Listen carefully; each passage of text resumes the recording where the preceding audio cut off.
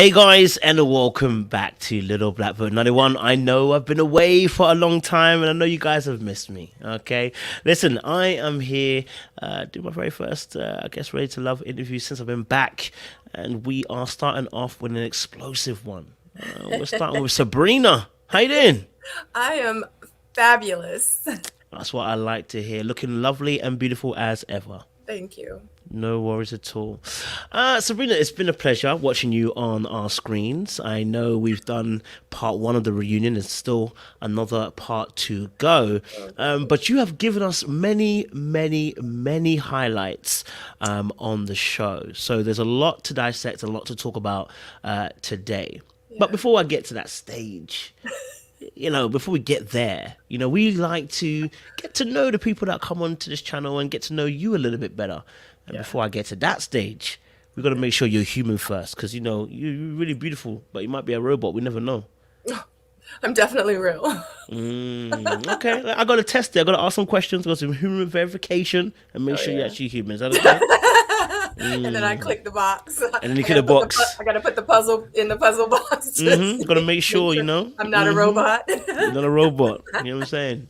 All right, I've got some lyrics here. Okay, this is from around about the 80s. Okay, yeah, I like 80s music as well, hip hop. So this lyrics goes like this. And Orange Crush became amazed at me, so Larry put me inside his Cadillac. The chauffeur drove off and we never came back. Dave cut the record down to the bone. If you can give me the song and the person who artist who performed it. I can't, but I can promise you I'm not a robot. Can we go to the next one just in case? How many do I have? Like 3? Yeah, 3. This is the first one. What was the first one? It was Run DMC. Run DMC. Oh. No worries, man. No worries. I didn't get that. It was called Suckers MC. No worries. Question number two. I've got a riddle for you. I like a little bit of riddle on this channel. So here's a riddle. Here it goes. Riddle. Scott has $28.75. He purchased 3 cookies that cost $1.50 each, 5 newspapers that each cost 50 cents, 5 flowers for $1.25 each, and used the remainder of the cash on a pair of sunglasses. I'll finish the rest. How much were the sunglasses?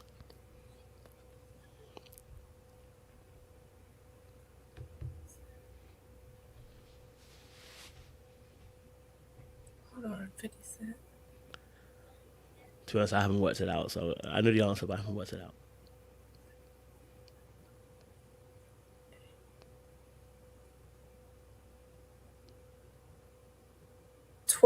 No, hold on. That's how much it was. Someone said, just say you hate math. $16.50? Oh, you know what? You're really close. Because I'm trying to... You're really close. You're almost there. Okay. I don't know if you want to take another stab. You're really close. Let me get my phone. I got to answer it in real life? You don't have to. You can if you want to. Listen, you do. I don't want to right now. You don't want to? That's fine. No. I'll answer. Hey, it was. So if I can't prove that I'm not a robot, then we're not going to do the interview. We have to cut it right there. The first 5 minutes. No, you're good. It actually is $15.50. You're actually right. So it was $1 off. $1 off. Okay. You were almost there. Close. You was almost there. Don't worry. I know. I like to throw people off. You know what I'm saying? My last question. I know it's a bit of a sticky one. Which one of these is not a primary color? Red, orange, green, blue, yellow, purple. Which one of these is not a primary color? Red, orange, green, blue, yellow, or purple. Which one is not a primary color? Blue. That is not the right answer.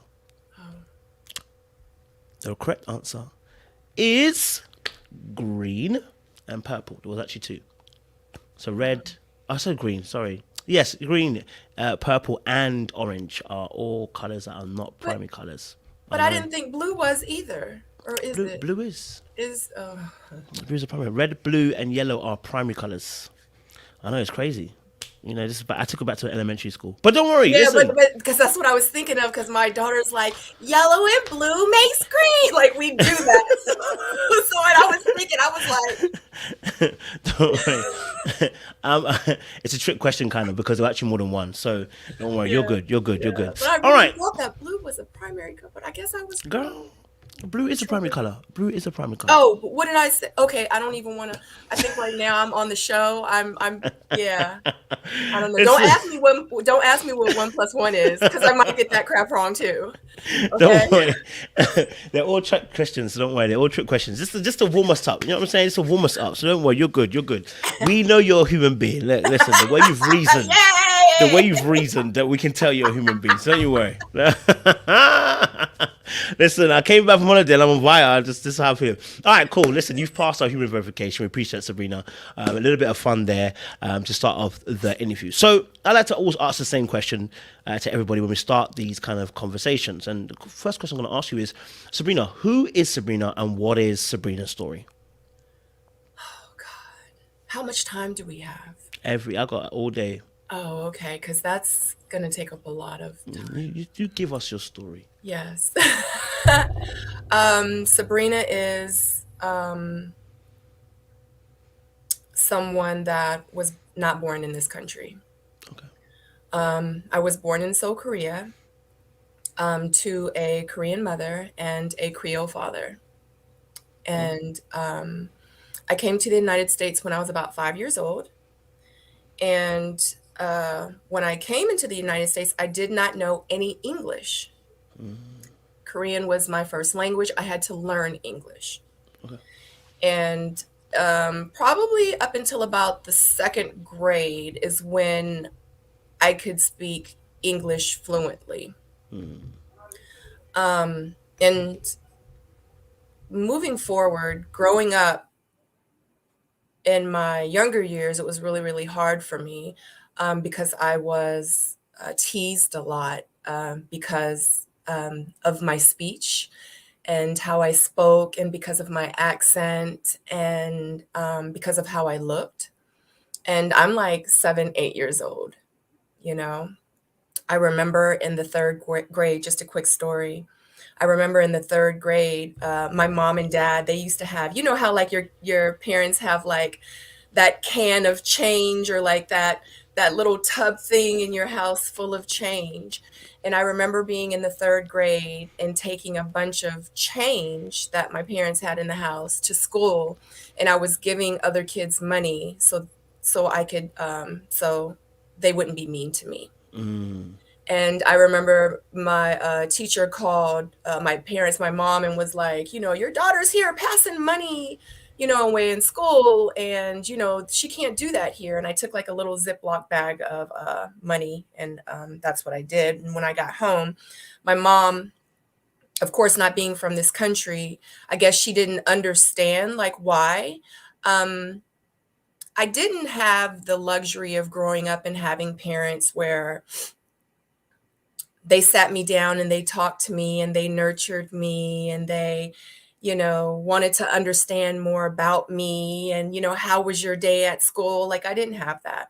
So when I got home, it was more like, don't do that anymore. Why are you taking, instead of finding out like, why did you take the money to school? You know? So it was really hard. And as I got older and older, it got worse and worse because I literally had hair all the way down to my butt. It was thick, it was full. And, I was just one of the kids that just wanted to be a kid. But the other kids really didn't allow me to be that kid. So it was really hard growing up. And when I went into junior high school and into high school, it got worse. It was, she smells like garlic. Here comes garlic. And you know what I mean? And,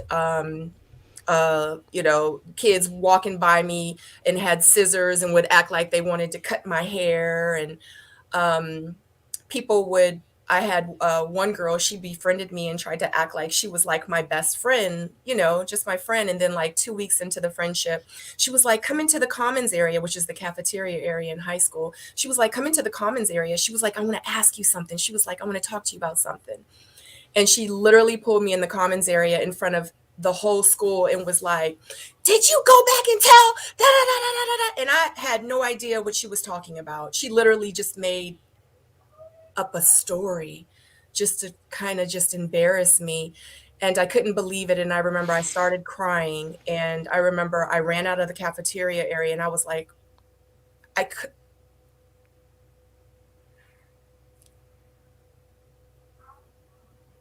I just couldn't believe that. I'm sorry. That's right.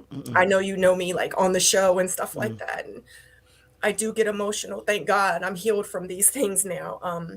But those are some of the triggers. And, it is counseling that I had to go through. And I had to go through a lot of self healing as well because of those issues that I went through. And a lot of people don't understand the seriousness of bullying Mm. unless you've actually had that shoe on your foot, you know? And I left out of the commons area and I just really couldn't believe, like, I thought that she was my friend, you know? And I didn't have that many friends growing up. Boys were really mean to me. Mm. It was, I guess they were maybe embarrassed to kind of deal with me because people didn't really like me and talk to me. Like I wasn't that popular girl. Mm. You know what I mean? I was an outcast. So I just feel like that, a lot of the men and a lot of the boys during that time, they didn't talk to me because maybe they were ashamed, Mm. you know? So because of that, I started dating and dealing with drug dealers, guys that really weren't that favorable, I guess. You know what I mean? And I got involved in a guy that went to my school, and he was a bad guy. And he was very possessive. And I went to go see him one day, and he was like, "Are you cheating on me? Are you cheating on me?" And I'm like, "Are you serious right now?" I was like, "I have no idea what you're talking about." And he was like, "If you ever cheat on me, I'm going to kill you." I was like, wow. And I guess he was serious because he pulled his gun out and he put his gun up to my head. And he was like, "If you ever cheat on me, I'm going to kill you." I was like, wow. And I believed him. About 6 months after that, he ran his car through a department store, stole all of the jewelry, went up the street, robbed a bank, and he was in jail for about 4 years. And I thank God every day that he was in jail because I felt safe, you know? And he got out of jail and he actually hit me up. I was in college at the time. I was going to Virginia State University. And the same car that I had from when I was a teenager, I had 4 years later. And the car was at the school, and he saw my car, and my car was the only car like that car in that area. So he got a card and he had put it in my windshield, and he was like, "Hey, such and such and such." And I knew his handwriting. He had the most distinctive handwriting. I knew it was him. And he put his name at the bottom. He was like, "Call me." And I was like, oh my God. So I did call him, and he was like, "I would really love to see you." And I thought long and hard about it. And I did want to go see him because I needed closure. Mm. And I told him that I would see him only if his mother would be there. And, his mother loved me 4 years ago, when we were dating. And I want to say at that time I was about 16 years old. Um, So all of this has happened. We're only at 16. when I was 16 was the whole Gun. gun to the Okay. head. So that was 16. So 4 years later. So when I was about 20, I was in Virginia State. And that's when I saw him again. And I did go see him. And he was like, "So how are you?" He was like, "I've changed." He was like, "I'm into the Bible."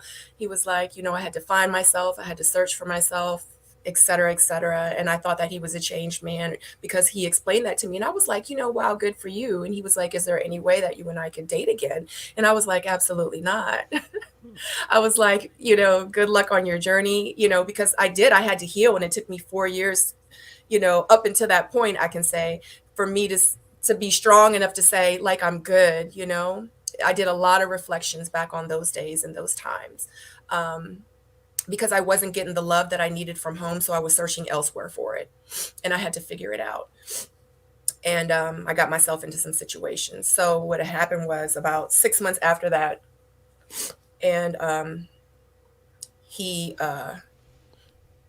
so when I was 16 and he was dating me, he was cheating on me actually with another female. And I'm sorry, guys. I'm I don't want my nose to be like drip, drip. No, go, go. Don't worry about that.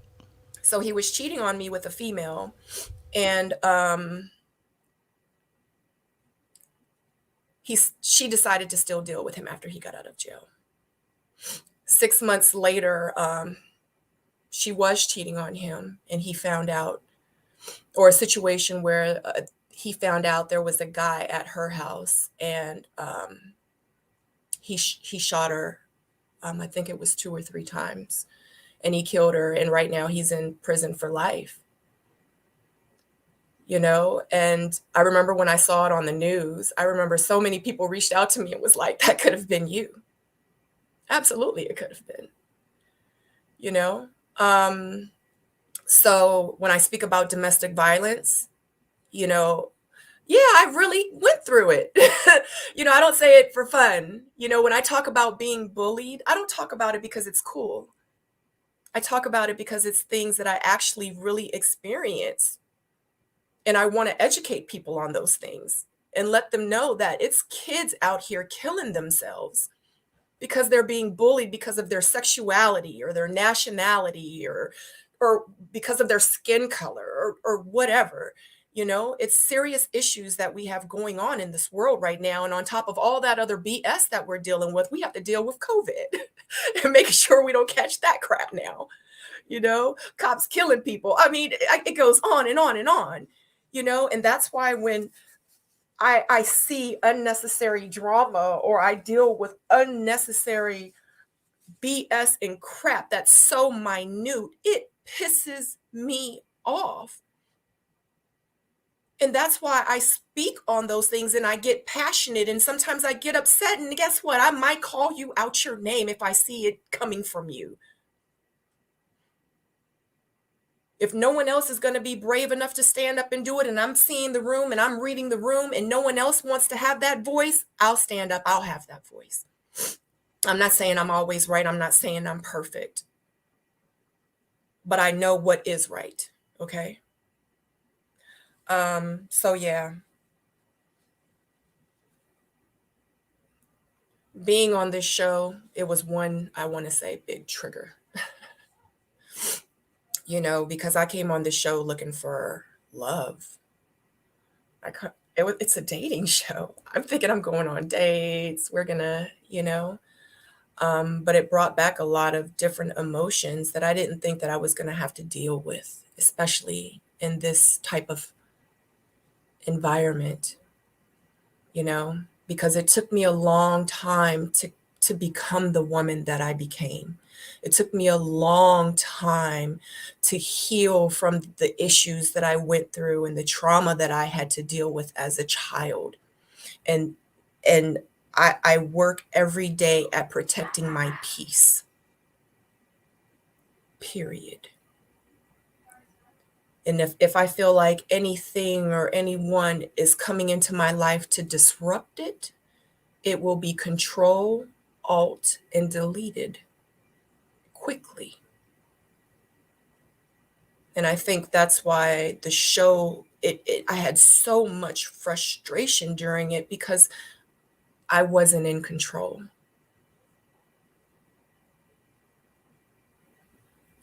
I was on national TV. I was about to be on national TV being filmed, and I had to watch myself. So it was times that I might have been like, well, Frank, You didn't call me and you didn't, and it might have been times where I was like, B, or it might have been times where you understand what I'm saying? Because I didn't have control of the situation, because I saw a lot of things that were happening that wasn't right, that wasn't good. And I have morals. I'm not a saint by far, but I have morals and I have things that I believe in, and I just really try to do the right things. And I saw a lot of things that weren't right and that was not good, you know. But that's just to give you a little backstory about me, um, and my childhood years, and just moving forward, and going through a healing process and finding that inner peace that I needed to find, because like I said, I didn't have that love in my home. Mm. And I think at one point I was searching everywhere else for that love, and once I realized I needed to search within myself to find that love first, how can I expect anyone to love me when I didn't love myself? You know? And that's what I had to do. And once I got to the place where I was like, I'm happy, and I don't need a man, and I don't need anybody to come into my life to bring me any happiness.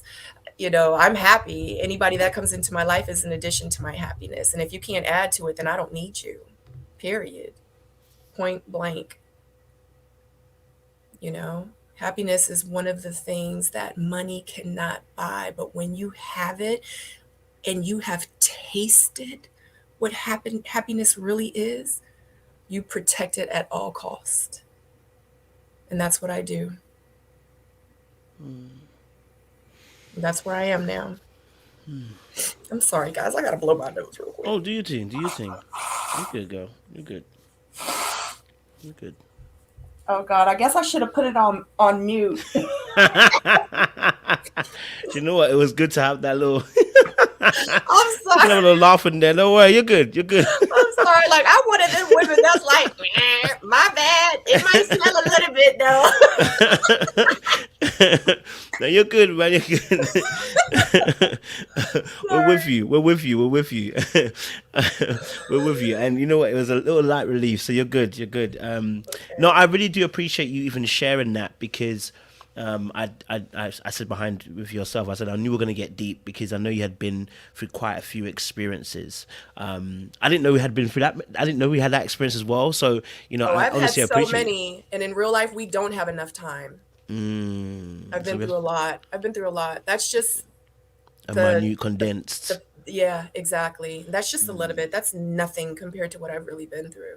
Like, Since we're already deep, okay, go since we're already ahead. deep, okay, since we're already deep, because you mentioned about the fact that your experience of coming from Korea and to hit to America. Where did you come to in America? Because I'm from UK, so Say it one more time. where did you? So you came from Korea to which state in America did you come to? Chicago. Chicago. Okay. So talk to me a little bit about the transition. I know you mentioned a little bit about how you were treated when you were as a child, but talk to us a little bit about that transition, the kind of difficulties and some of the things that you were experiencing transitioning over from Korea to US. I'm gonna keep it all the way 100 with you, Yeah. Kojo.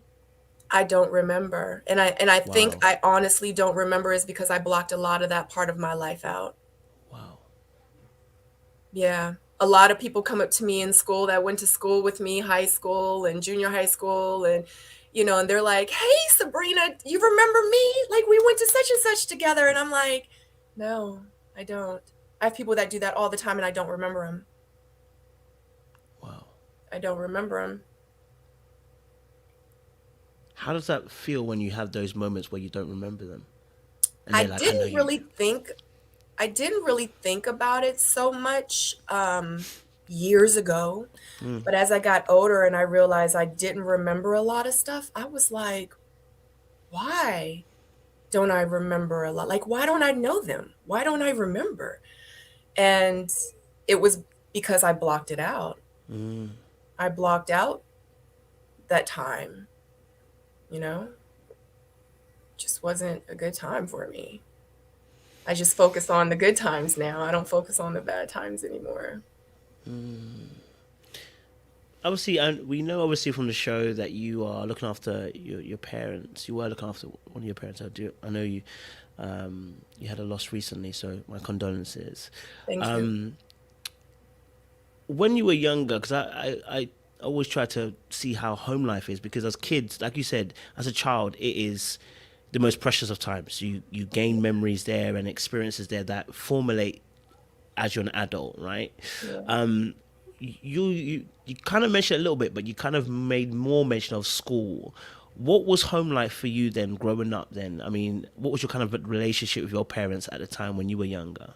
I didn't have one with them. I didn't, not even a little bit. I used to get. I'm gonna give you a little story. Yeah. I remember one of my friends. Um, their parents passed away, and this was someone that was close to me, so I could talk to them like this. And one of their parents passed away, and they were devastated because they were like, my dad's my best friend. Oh my God, and I said to myself, if one of my parents or my dad, and this was, a while ago, and I said, and if one of my parents died, I was like, I don't have that same energy, Mm. honestly. And I was so envious of him that he had that type of relationship with his parents, because it made me feel like if my father died, for one, their father died when it was them at a young age. Mm. And I'm like, wow, like my father's still in my life at that time. I was like, wow, my father's still in my life, and I'm like living with a stranger, and your best friend got taken from you. And I have this man here in my life that I don't even have a relationship with. Like, I was so envious of that. And I was saddened by that, you know? And with my mom, because my dad, he was in the military, he was in the army, and he had that, clean your room, lift your bed up, dust, wash your dishes, da, da, da. 1, 2, 3, 4. You know what I mean? And he had that, and unless it was that, he didn't really talk to me. Mm. And I always said if my dad passed, it would be a sad day because I don't know anything about my father.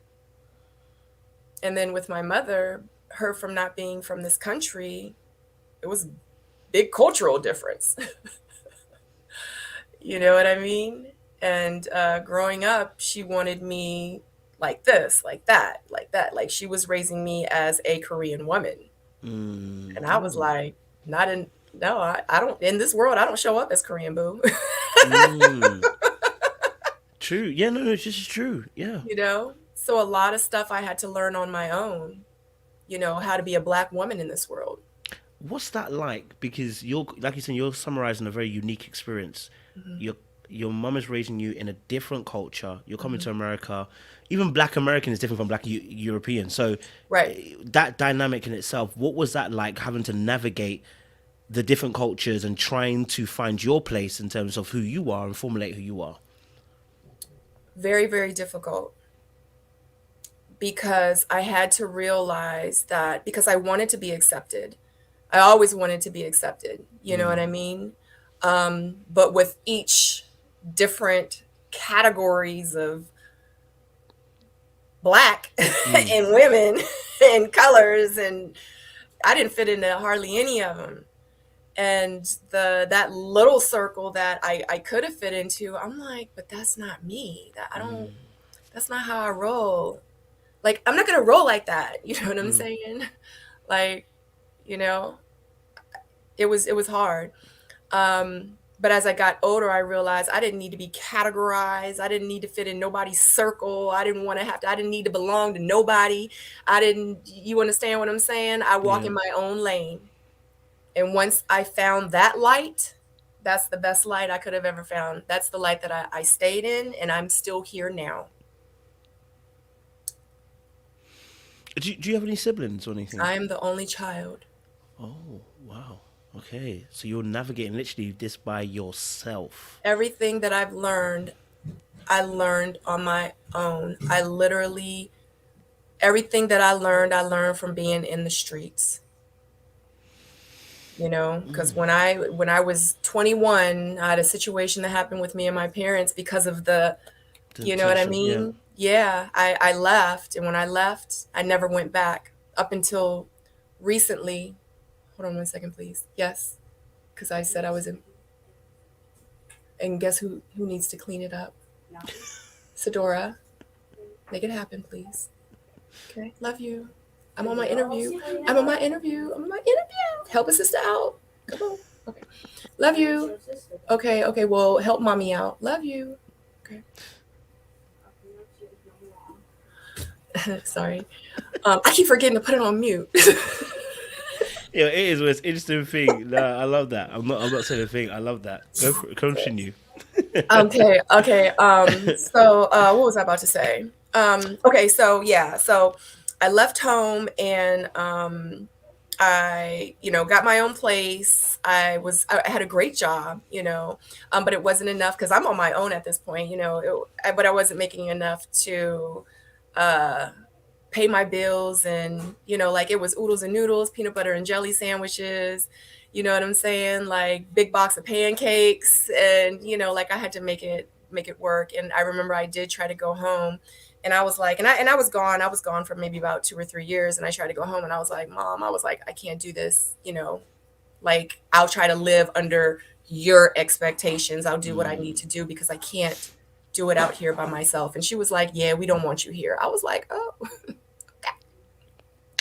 So I've been on my own ever since. I ended up getting an apartment. I finally was able, because I was staying with friends at the time, and I was finally able to get an apartment. I was so excited about it. It was with a slumlord.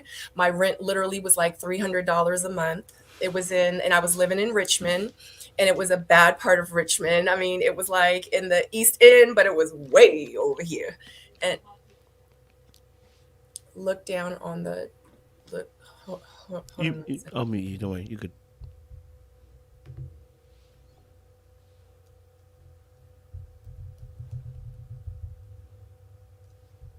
Oh, I figured out how to, okay, okay. And it was, way over here. And I remember I was so excited, and everything I'd owned at that point was in the back of my car, the same car that the guy saw. I still had the same car, I think. And everything I owned, like my clothes and everything, was in the back of the car, and I was so excited. I remember I went to Walmart, and excuse me, I don't, because this video is not sponsored. I had went there and got like dishes and stuff. Like I was so excited. I remember I went to the Goodwill and got like some vases, and I remember they had like this $10 fish tank. It was used, of course, at the Goodwill, and I was so excited because I love animals. I love fish. I have a 65-gallon now in my home. Wow. But I had, they had a 10-gallon tank. I was like, I'm gonna get a fish tank. I went and adopted two little kittens. I was like, oh my God, I'm finally on my own. I'm getting on my feet. Anyway, I had lived there probably for about a month. And I remember like 3 or 4 days before Christmas, after me moving in, my apartment building burnt down. Oh. I lost everything. I lost everything. It was crazy. It was crazy. So yeah. I mean, I could go on and on. It's so many different. I don't even remember what your question was now. I don't even know how I got Oh on no, that. we're good. We're on the same plane. Wait, so the building burnt down. What did you do? So the job that I had, they found out that my home had burned down, my apartment or the building had caught on fire, and they did like a donation kind of thing. And what they did was, the people that I work for, they had this pot where everyone like contributed to like help me out to get back on my feet. The Red Cross helped me so much. The pot, whatever they donated into the pot, the company that I work for matched it, and then they gave me that. It still wasn't enough, of course, to get me back on my feet. But like I just went back to staying with friends, and my checks that I got in, I just started, saving money and saving money. And every month I would just put my money to the side. And of course, whomever I was staying with, I would give them money for allowing me to stay there. And that's how I started. And then I built myself back up. And when my money got good again, I got an apartment, started over again. Still didn't really have a relationship with my parents. I explained to them what happened. They didn't care. Um, and I guess now that's where I don't know if you want to get into it, because I feel like I'm taking over this interview. No, no, go Um, listen. I'm here to listen to you. This is good stuff. but they actually, but okay, so moving forward, I got another apartment. I was doing better. Still wasn't like in a nice, neighborhood, or, I was in another apartment. Really, it wasn't that great. I had roaches, what I'm saying? It's what it Hey. is. I had to get rid of my friends, though. I had to get rid of my friends, but I did. You know what I'm saying?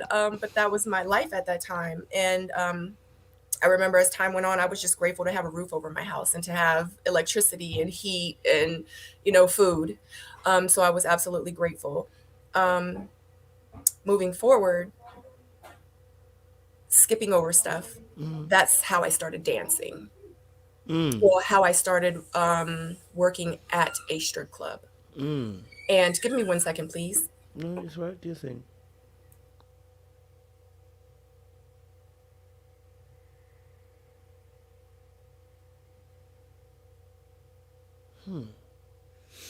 It's getting deep in these streets, you know. Mm,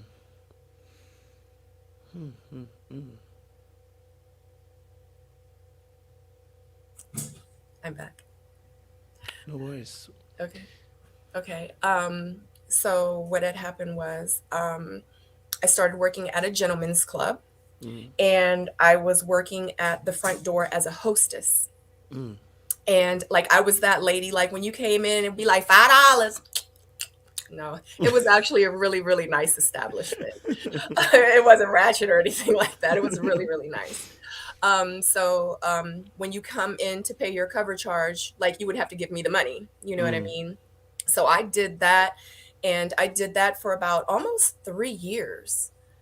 And working at the door, like I got like I got a salary, not a salary, but an hourly wage, okay. and I got paid in tips. So there was like a little tip jar on my stand, Mm, and I made money like that. So some nights I would take home $100, $150, some nights $200 just in tips, and I was like, thank God, like I can actually like get another car, and I did, and I ended up getting like a 1987 like Chevy something, I can't remember, but I was like, it was newer than what I had. You know mm, what I mean? So I was excited. I ended up getting a new car. I was able to pay my rent on time. I was able to pay for my car insurance. I was able to actually eat a steak once every 2 weeks if I wanted to. You know what I mean? So it was like I was like, I'm moving up in the world. I'm feeling mm. really good about myself. Life is on the up. Yeah, life is in the up. Okay. Mm, So yeah, so that's how I started working in a strip club. Now, mm, me sitting at the hostess stand mm-hmm. for 3 years. The hostess stand is in the club. So Okay. I'm right there, over there is the stage. So I see everything that's going on in the club. And I'm sitting there, and I worked like 3 or 4 nights a week after my full-time job. And actually, I was doing accounting for a huge company. So after that, after I would get off of work during the daytime, because I did that Monday through Friday, but then I would go to the club and work 6 to like 12, or 6 to 10, or 6 to 2, or whatever the case may be. And I would go and do that for about 4 days a week. And I'm just sitting there and just looking at the girls, and I'm just like, oh. And at that time, I was a size 14, 16. I was really, really, really thick, like Mm, really thick. And I mm, was thick for a while. When I was in mm. college, I was thick. Like I was voluptuous. You're so funny. But and I remember sitting there, and I didn't have any like body issues. Like I was never like, oh my God, I'm too big, or I'm too no, but I was like, I could never do that because I'm a size 14, 16. Mm, And after seeing the girls, and what they would do is the girls would come up to me, and working at the door, the girls would have to trade their ones in. So they would bring me the ones, I would change them out, keep the ones for the door for the customers that wanted to trade in their ones. And then I would give the girls the big bills, and then the customers would give me the big bills and trade out the big bills to get some ones to tip the girls. So I would know how much money that these girls made every night, because I was counting the ones out. They didn't, because a lot of them were freaking lazy. They didn't want to count their own ones out and say, here's a stack of $100 worth of ones. No, they were like, There here, you go. and they handed me a bag full of money, and I would have to sit there at the door and, Counting. in my downtime, and I would get all the ones together, and then I would trade it out. And it's crazy that they did that because they trusted me. Like, now that I think about it, like, like if I was a thief or whatever, like I would have been swiping $1 here, but I ain't no thief. You know what I'm saying? Karma's so I ain't no thief. I did never stole. So watching them on stage and counting their money, and I'm just like, wow, she just made like $800 in like 35 minutes or the whole night or whatever the case may have been. And I'm just looking like, okay, so a steak every 2 weeks is good, but a steak every night. Come on, baby. Come on. Talk to me. I know the lights. I'm like, I can eat steak every night. It's real. I'm just joking, but you know what I'm trying to say. Yeah, it's real. Money will change you. It will change you. I'm just saying myself. I know. Go. Continue. Sorry. Continue. My bad. You're so funny. But I said yes. I said that really could help me. Even if it was a cup. I mean, I don't think that I would come in and make $1,000 in one night. I was like, it could really help me. And it was a club in Virginia. So it was like pasties and like thong and like bikini tops and stuff like that.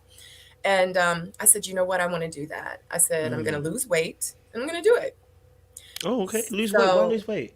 Huh? I know you said, why lose weight if you're really thick? You know what I'm saying? Was that not the kind of image that was in the club at the time, or? Yes, correct. Okay. Correct. And I didn't feel comfortable just like going to another club and club hopping. Like, I wasn't a dancer. That's not what I did. I was comfortable at where I was comfortable at. And plus all the customers knew me. I had been working the door for 3 years, you know what I mean? So, it just made more sense. But I knew that I knew the certain type of body that I wanted to have when I started to do that. And I'm not saying I wanted to be a size 4, I just wanted to kind of tone up a little bit and, maybe lose about 20 or 30 pounds. And it took me about a year to lose all the weight. Oh, okay. What did you do? Did you go to the gym or something, or just change absolutely. diet plan? 5-6 days a week I worked out. You were serious? In real life. I ended up losing 100 pounds. Ended up losing 100 pounds. I ended up getting a lot of muscle mass. I was tight. Yeah. It was hard. A lot of people think, oh my God, all these like weight loss programs, and nah. Consistency in the gym. That's the only way that you'll be able to really achieve any like healthy results. And I started actually because of that, and I already had like another job. On top of that, I started personal training in the gym because people started to see my results, and the gym that I was going to hired me. Okay. Yeah.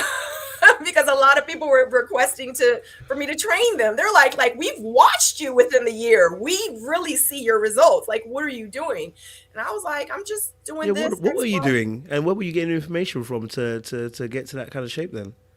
Well, I had AOL dial up at that time, and I remember dial up,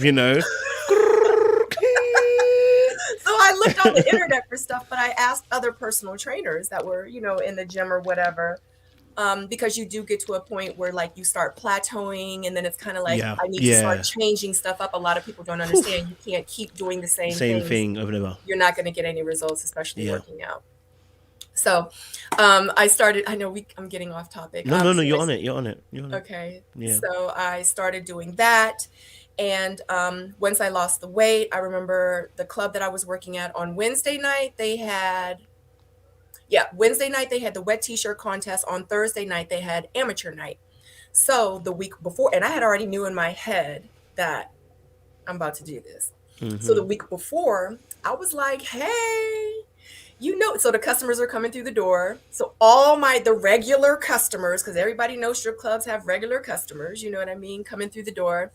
I'm like, hey, I'm gonna do the wet t-shirt contest on Wednesday. I'm gonna do amateur night on Thursday. And in order to win, you have to win by crowd applause. Okay. Okay. Mm-hmm. So the very next week, I did it. I won both nights. Each night, whoever the winner was wet t-shirt, you won $500. Amateur night, you won $500. So in 2 days, I made $1,000. And I just was like, I've never seen this much Much money money. ever in my life. And that's how it started. I always had a full-time job dancing. Mm. So yes, I said on the show I danced for 10 years. Yeah, I did dance for 10 years. But guess what? I did accounting for 7 of those years. I sold life insurance part-time those years. And then I also put myself through real estate school and got my real estate license as well. Okay. So was I just a stripper for 10 years? Absolutely not. I would never put Mm. all my eggs in one basket and just have one income. And no, that stripper money was the money that I traveled the world with. Okay. Mm. That was my extra money. But I Mm. had I had goals. I wanted to buy property. I wanted to buy real estate. Okay. I wanted to have cushion in the bank for emergency situations, and I wanted to be able to eat steak every night if I wanted to. You know Mm. what I'm saying? So I had goals. I had plans. I treated it like a real job. I filed my taxes. You know what I'm saying? I went to work, I went home. And that's what I did. Because guess what? I had to get up and go to work in the morning. Yeah. Damn. You know what I'm saying? So, but yeah, so that was that part of my life. And I've said it, I'll say it again. I don't have any regrets. I'm glad that I did it. It was some Amen. of the best times of my life. Mm. I'm not saying it's for everyone, but that's something that I wanted to do, Mm. and a lot of people also asked when I was on the show, they're like, why even bring it up? Why even bring up that you used to, because I was on a national platform. Like I Oh did the, yeah. yeah, I was Miss Black New 2002. So yeah, if you Google it or whatever the case may be, I'm not saying, I don't even think it's even, because we didn't even really have internet like that. But the DVDs are out. You know what I'm saying? And it Mm-hmm. was on HBO. And HBO, I don't know if you remember Kojo, but I don't. How old are you? I don't know if you. 30. Oh yeah, you wouldn't know. So Mm. HBO had a segment where it was like after dark, and stuff like this was taboo back Oh, in these okay. days. Okay. So it was like, I mean, think about it, like the women on TV when they would like have like bra commercials, you Mm. wouldn't even see the bra. You would see a shirt, and she would be like the new Playtex bra, and she'd have on a whole shirt over top of her bra. And that's just how it used to be on TV. It was just a lot of things on TV that they didn't show. It was taboo. Mm. It was like, oh my God, we saw her underwear. That's how it was. So HBO stepped outside of the box, and I want to say that they were probably the first network that had stepped out of the box that had this segment, and it was like HBO After Dark Real Sex. And it wasn't about sex, it was just about all these different taboo topics that people were like about. You know what I mean? Mm. And they had it, and let me tell you, their ratings went up. Oh. So what had happened was they aired Miss Black Nude on HBO's Real Sex. And it was a competition of women that worked at Club 55 in Mm-hmm. Washington, D.C., okay, which is not there now. It's over there by so anyway, it's not there anymore, okay?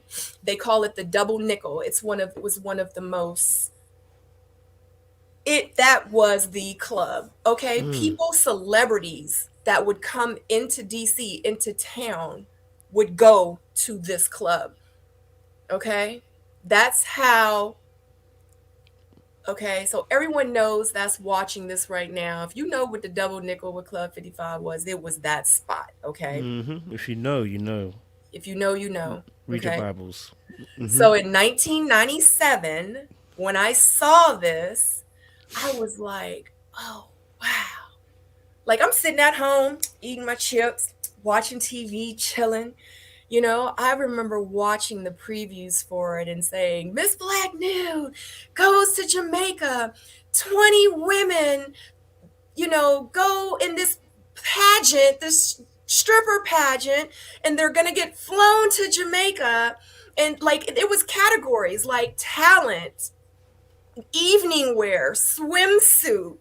Like, it was like a real freaking pageant that they had. And they sent these women out to do this pageant to Jamaica, and I was just in awe because I had never, okay, yeah, I had been born out of the country, but since I was 5 years old, I had never been out of the country. I didn't have like an updated passport. I hadn't been out of the country. So I remember watching that and I just was in awe. I was like, oh my God, I want to go to Jamaica. I want to go to out of the country. And I was like, and I'm sitting there watching the show like, oh my God, I can't believe there's a pageant for strippers in Hey, 1997. In 1997, and I'm like, I can't believe that this is happening right now. I was like, what in the world? And I was like, I want to do it. so did you enter? So let me tell you. So I was like, I want to do it. I can't believe I want to do it. I was like, I'm going to put that joint on my bucket list. Okay. Hey, I'm with it. And like, I'm only speaking on my life. I can't speak for everyone else. Okay. But, I didn't have any parents to be like, don't do that. And I'm out here living my best life. Okay. So I was like, I can't believe this is going on. I was like, you know what? I'm going to do it. I went, and I remember I was living in Baltimore at the time, Baltimore, Maryland. I was living in Baltimore at the time. And I remember one day after work, because the accounting job that I had, when I moved to Maryland, I got a job transfer. So that's how I ended up in Maryland Okay. and in the DC area. So I ended up going one day after work. I went to Club 55 and I was like, I want to audition. And in order to do the pageant, you have to work there. I was like, I want to audition. They were like, well, you have to work here. Okay. I was like, okay, what do I have to do? They were like, audition. I was like, okay, I want to audition. And I said, but if I audition and if I get the job, I want to do the Miss Black New pageant. They were like, okay, so the pageant is like next month, because I went in August. The pageant was in September. And they were like, well, the pageant's next month. They're like, do you have a passport? I was like, no. They're like, well, you're going to have to get a passport and you're going to have to get it expedited. And I'm like, oh, I'm like, okay, I'll do that. So everything that I needed to do to make this happen, I made it happen. Like, I didn't have any money for a gown or swimsuit, or like, I didn't have any money for that stuff. So I was like, okay, so I'll work here, whatever, my other job. I was like, let me see. But anyway, I still didn't have the money. So what had happened was I went to the Goodwill. I bought a sewing machine from the Goodwill for $20, That makes sense. and I made my own stuff for this pageant. Did you know how That to is, sew at that point, though? At that huh? point, did you know how to sew at that point, though? Absolutely not. I didn't know anything about it. So I just didn't have the money for a gown for the pageant or whatever the case may be. I didn't have money. Industrious. I'm listening. Yeah. Talk to me. So I went and bought a sewing machine from the Goodwill. It was $20. And I remember I got some like discounted fabric from the fabric store, watched a couple more YouTube videos. This video is not sponsored, and did what I needed to do. And I figured it out. I didn't even know how to put the little bobbin in the thing. I'm sitting there looking at it. I'm like, what do I do? I had to go to like one of the sewing stores or fabric stores, and I went to the women and I was like, can I ask you a question? I was like, how do you thread? I was like, what is this little thing for? She was like, honey, that's the bobbin. She was like, you just go down there. And I said, well, how do you make the thread go through? She said, all you got to do is press the presser foot. I was like, oh. And that's how I learned how to sew, by trial and error. That's how I taught myself to sew. That's how come and why I sew till this day now. And that's why I have a clothing line this day, because that's when I started to sew. And I've been sewing ever since. And that was in 2002. So, me being excited about this pageant, I did enter this pageant. I made my stuff. Like I said, I saw it in 1997. I was still working out. I was still losing weight. I'm still doing all that. And I said, if I ever get the opportunity, now mind you, I was living in Richmond when I saw this HBO special. So I said, if I ever get the opportunity to go and do that pageant, I want to do it because it's on my bucket list. And in the year of 2000, an opportunity came to where I could move to Maryland. My job transferred. I got a job transfer, moved to Baltimore, drove to DC to Club 55, asked them could I do it. That was in 2001. Went in August, got hired, did the pageant in September, and I won the pageant. I was Miss Black New 2002. So you just I've never seen you speechless before, Coach.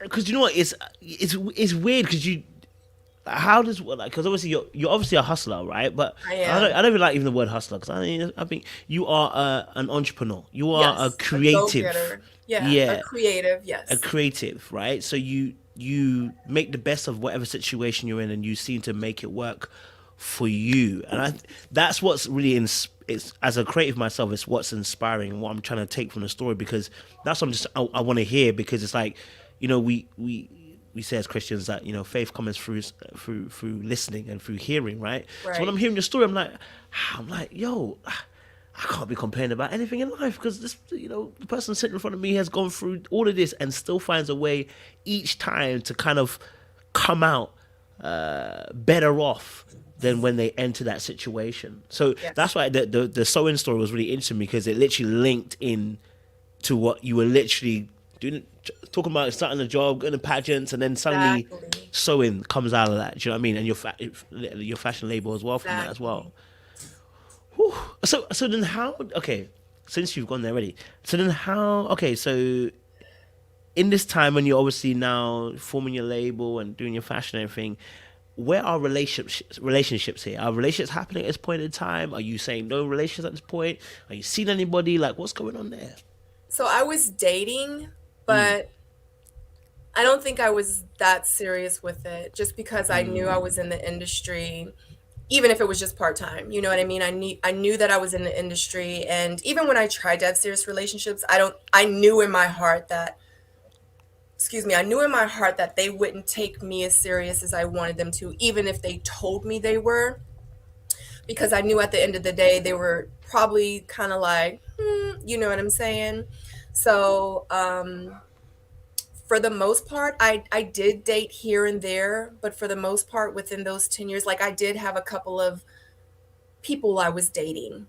But other than that, for the most part, I was single. I was okay, single. okay. I was single for a while, a long time, long, long, long time. Why a long time? Just because I didn't want to be with someone and them be insecure about my job and them Mm, to feel like I didn't want to have to be like, no, he's just a customer, or you know what I'm saying? Like, I don't know why he comes every day.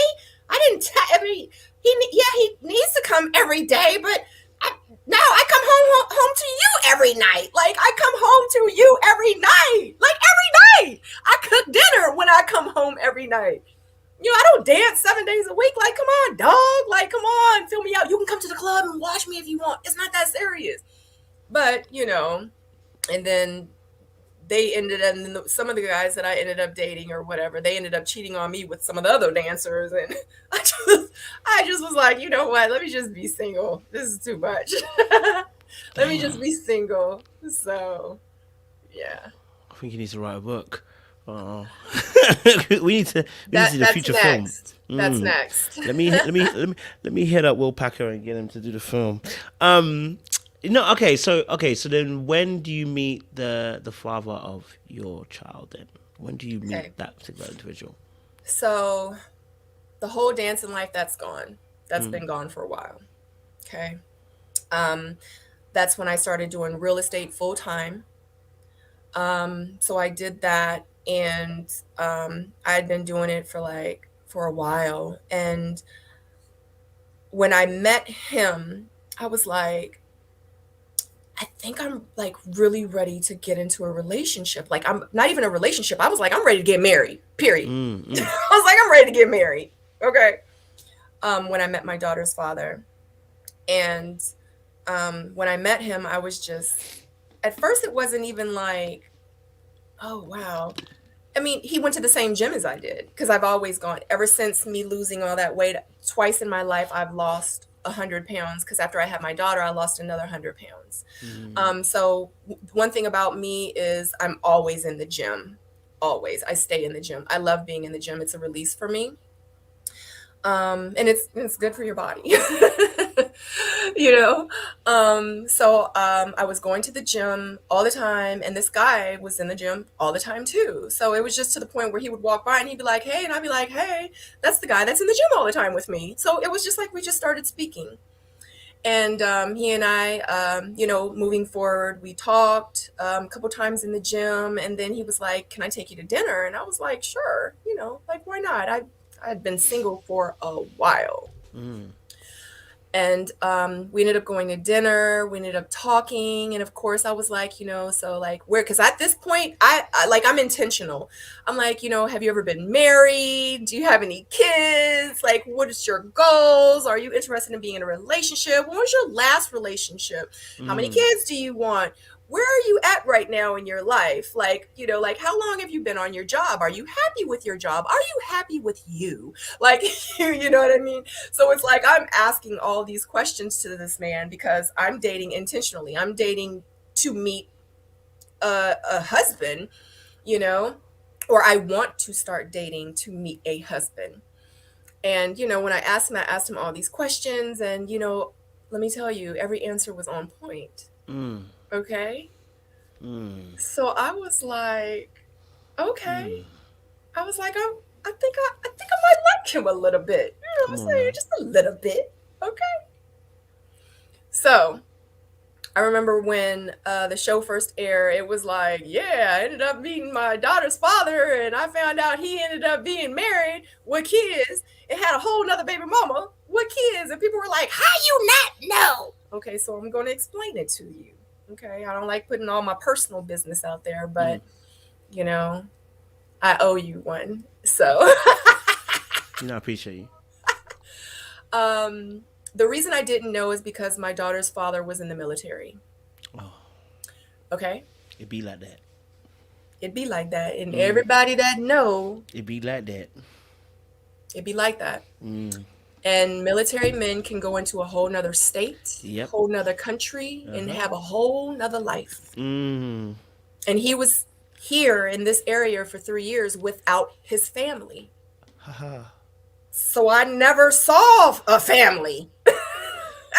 Mm. So yeah, to me, he was single. That's what he told me. I didn't really think in real life I needed to do a background check in real life, Mm. because I didn't see a family. He didn't have them here. They lived in a whole nother, they lived upstate. His roommate was another guy, and I was over there all the time. So, yeah, I didn't know. It's not because I was naive to the situation. I just didn't know because, I was looking though. Like I was looking for the red flags. You know what I mean? Hmm. Hold on 1 second. My phone's gonna pop off. Continue. I'm gonna actually put my charger in. 2 seconds. Oh, okay. I heard it go beep. I heard it go beep. So yeah. So that's how I met my I daughter's wanna die on father. me, baby. And he was amazing. But once I found out, um, and ironically, once I'd found out that he was married, I was like, you know what? I was like, I feel some type of way about you, but it doesn't stop the feelings. Mm. Even though I had cut it off with her father, I went on with my life. Months had went by, and because he was in the military, ironically, so I'd cut it off. It had been months.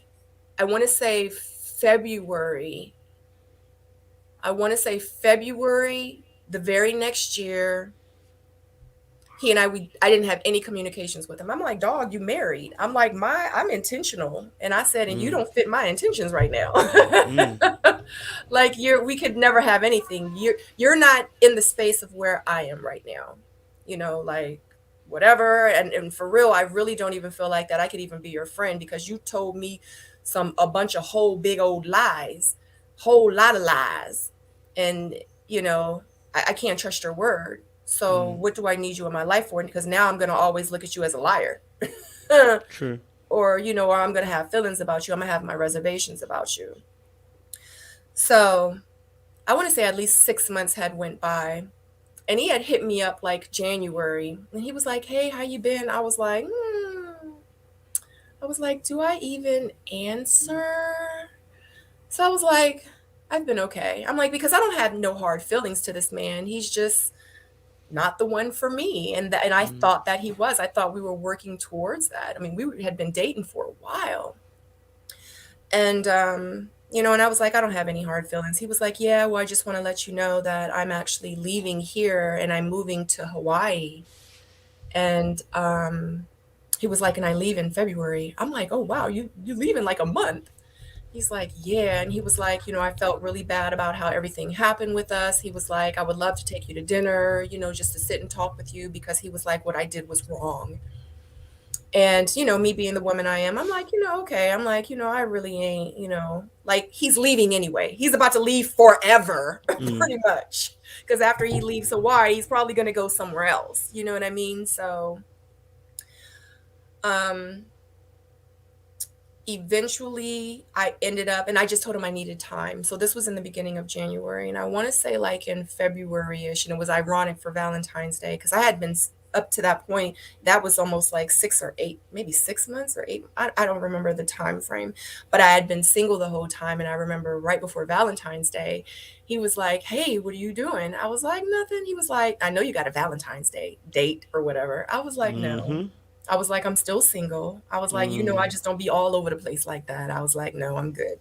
He's like, "Friend to friend." He was like, "I would love to do our dinner." And I'm just like, God, y'all stop looking at me like that. I know these lines. Now you know, girl. So he was like, "Let me finally take you to dinner." And I had Mm. been dodging him for like a month and a half because he originally hit me back up like 6 months later in January. So I was dodging him up until like Valentine's Day of February, the next month and a half later. So I was like, it is Valentine's Day. I was like, he's about to move in like 2.5 weeks. And I'm like, screw it. I'm like, all right, let me meet him for dinner. I met him for a whole lot of other things that night. Obviously. And it was Mm. so crazy because at this point, he and I had talked, because within that time, I was just like, I really don't feel comfortable talking to you because, like, Mm. because of the situation, how everything happened. And I'm like, and you were like a whole married man anyway. I don't even think that, I don't know because I don't talk to this man, but I think he was telling me he was in the process of a divorce and all that other stuff, or they were separated. And, he was like, or she realized she couldn't be, I don't know. That's his business. I don't know. All I knew is during that month and a half, he was like, he's moving forward with his divorce. If he was lying about it, I don't know, whatever. We had some drinks, stuff happened that one time from that Oh, Valentine's Day the one dinner. time. Be strong. I had gotten pregnant. That brother's string is strong. Mm. Mm-mm. And I was like, oh my Damn. gosh. So I felt some type of way. And at that time, I was 36 years old. And I'd really thought about like some things. I had to really think about some things. Of course, of course.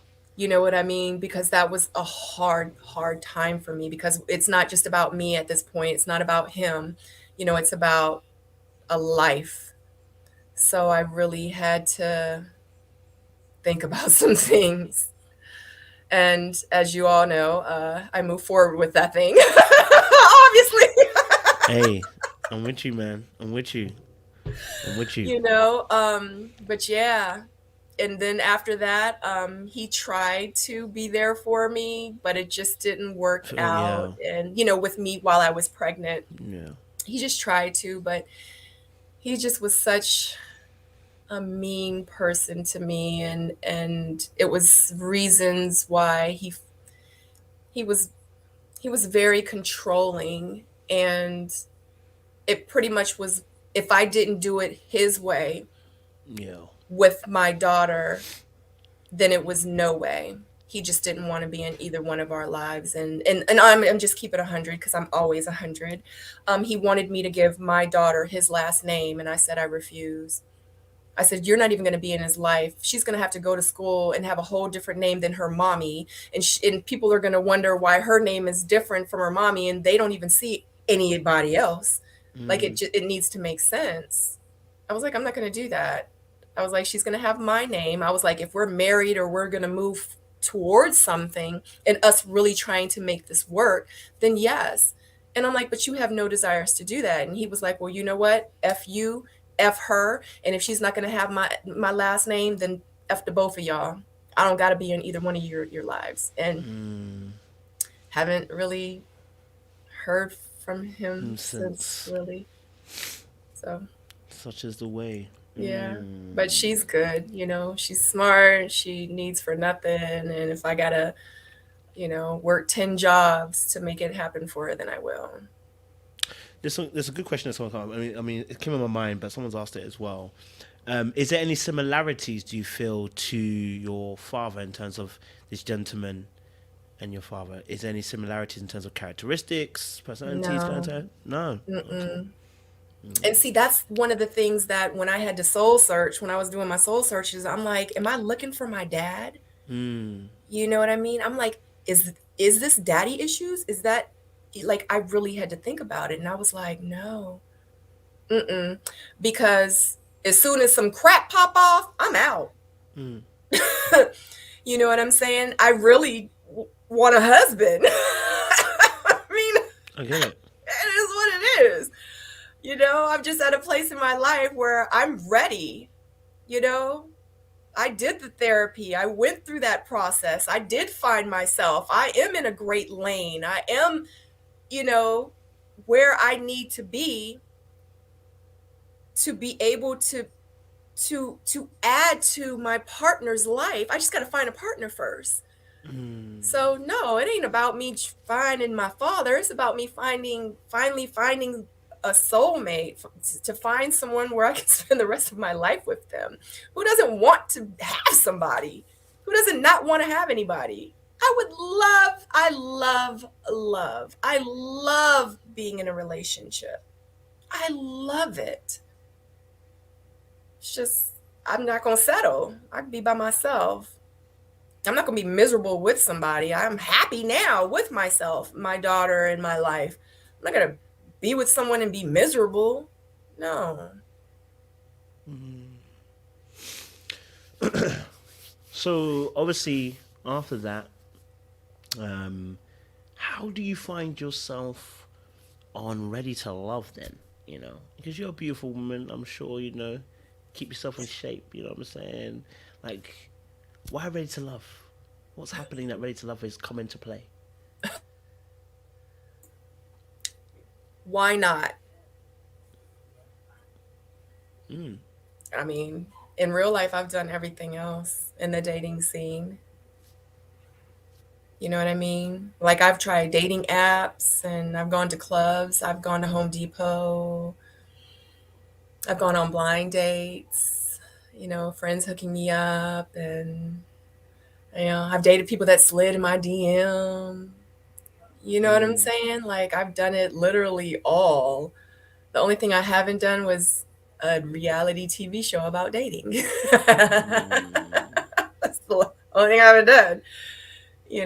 And I was like, it's like, maybe this will be different, because I obviously I didn't have I didn't have, what am I trying to say? Like, my choice in men obviously wasn't that great, you know? And the show, like, I was placed in like, okay, the show, okay, we're talking about just the very beginning of it. Yeah. They did background checks, they psych evaluations, they did this, they did that, and I'm just like, well, they've already done half the work for me. Yeah. They do a lot of those tests. Yeah. So I was like, okay. I was like, I can do it, okay, And I was like, and they're gonna give me 10 men to choose from. I was like, oh, this is gonna be fun, you know? I was like, I might actually really find someone. Because obviously they're here looking for love too, you know? Like, this ain't somebody that's like, oh, I'll date Sabrina just cuz, or Sabrina was a convenient situation. No, these are men that are on the show like, no, I'm looking for love too, you know? So I'm like, yeah, so like the chances of me actually finding it, it's like, you know, like I really might have a chance. Okay. So then, did you apply for the show? Did someone apply for you, or did they reach out to No, you? I applied for it. You apply for it. Oh, okay, so you actually one of the genuine ones I actually apply wanted, for it. yes. Oh, you're one of the few. You're one of the few. No, no, generally you are one of the few because most people were either selected, which usually is what the problem is. They're usually Um, selected, or some friend obviously put them up to. Okay, so you actually chose to be on it. I You had a chose it. vision. Okay, I went okay. in, I put my application, that long application, submitted my pictures, did it. Yeah, I want to do it. I want to do it. Me, I. Okay, so you then so you got past all the tests. You finally get accepted. You're Yeah. now on Ready to Love. You've got through. You then get to the mixer. I think it's the mixer. The mixer's the first day you guys actually meet, is At it? the mansion The party. mansion proudly. What's your okay? So give us a bit of a gauge because we know what we saw, but it's not the whole thing. So give us a bit of a gauge. Give us a bit of a description. When you're arriving, what are you seeing? Who are you talking to? Who's catching your eye? You know what I mean? Give us a little. I know you like to give us a little bit of a story. So give us a little bit of a story. Give us a little bit of a gloss. You know what I'm saying? Like, what are you seeing it when you get there? Okay, so when I first get there, first of all, like I was already feeling some type of way because I was nervous. I was really, really, really nervous. Okay, like I had the bubble guts, you know, and when I get Mm. nervous, I have to poop. So I really felt some type of way. I was like, I don't know how to poop. I don't know if I'm nervous. I don't know what's going on. Oh my God. I was like, I can't believe I'm really doing this. I was like, I don't know if I should do this. I was like, take my mic off, take my mic off. Mm-hmm. It was a lot of different emotions going on. Mm-hmm. I was like, screw it, I'm here, I'm just gonna do it. Come on now.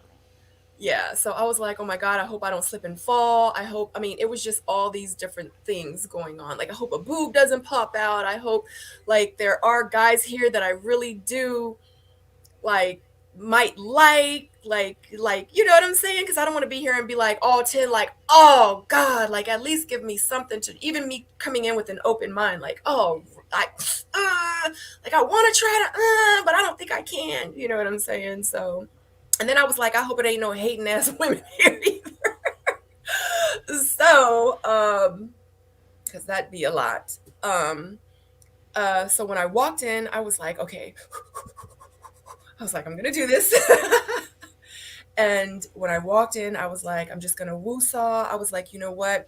I was like, just have fun with it, Sabrina. I was like, you're not obligated to do anything you don't want to do. Just be yourself and just have fun. And Mm. that's what I did. So when I walked in, I was like, oh, this might not be too bad. Because when you first walk in, it's like camera, camera, camera, camera, camera. You know, so it does get a little like Mm. overwhelming when you first walk in. Mm-hmm. Um, so that was a lot. But when I walked in, you know, I think it was Tyrone. It was, oh God, I can't even remember because it's so much stuff to remember. So the guys that were there when I first walked in, I was Mm-hmm. like, okay. I was like, okay. Who I caught was your eye like, they're first? handsome. Who caught my eye first? I want to say, and I'm going to say it just because I remember even what he had on. I want to say Tyrone. Mm. Tyrone caught my eye first. Mm. Yeah, because I think he had on like this white sweater with like this one brown button thingy here, and Mm. yeah, so Tyrone caught my eye first. Mm. And the Okay. reason, and I have to say Tyrone because I just said his name and I just said what kind of shirt, and I'm pretty sure I'm right about his shirt or sweater or I think you whatever were. he was Yeah. wearing. And I don't even remember. I can't even tell you who else was honestly really there. Not saying that they weren't, but I just remember Tyrone specifically. Mm. Okay, so Tyrone catches your eye first. um, who on the day? Who did you have the best kind of? Would you say connection at that point? Just the first day. Who do you think you had the best connection with at that point? It was two of them. Okay. It was two guys. It was Walter and Phil. Oh, Phil be getting around. God That's damn. what everyone said. Yeah. Love Phil. Love Phil. He's a good connector. That's why.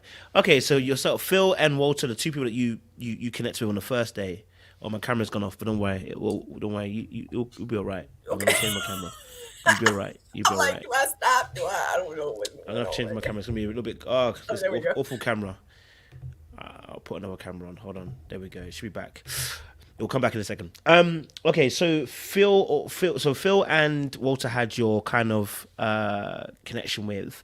All right. So after the first day, you guys are starting to get to know each other a bit more. Who are you starting to connect with? I know. How does Tyrone get into the picture? Because obviously, I know Tyrone caught your eye. When does Tyrone get involved?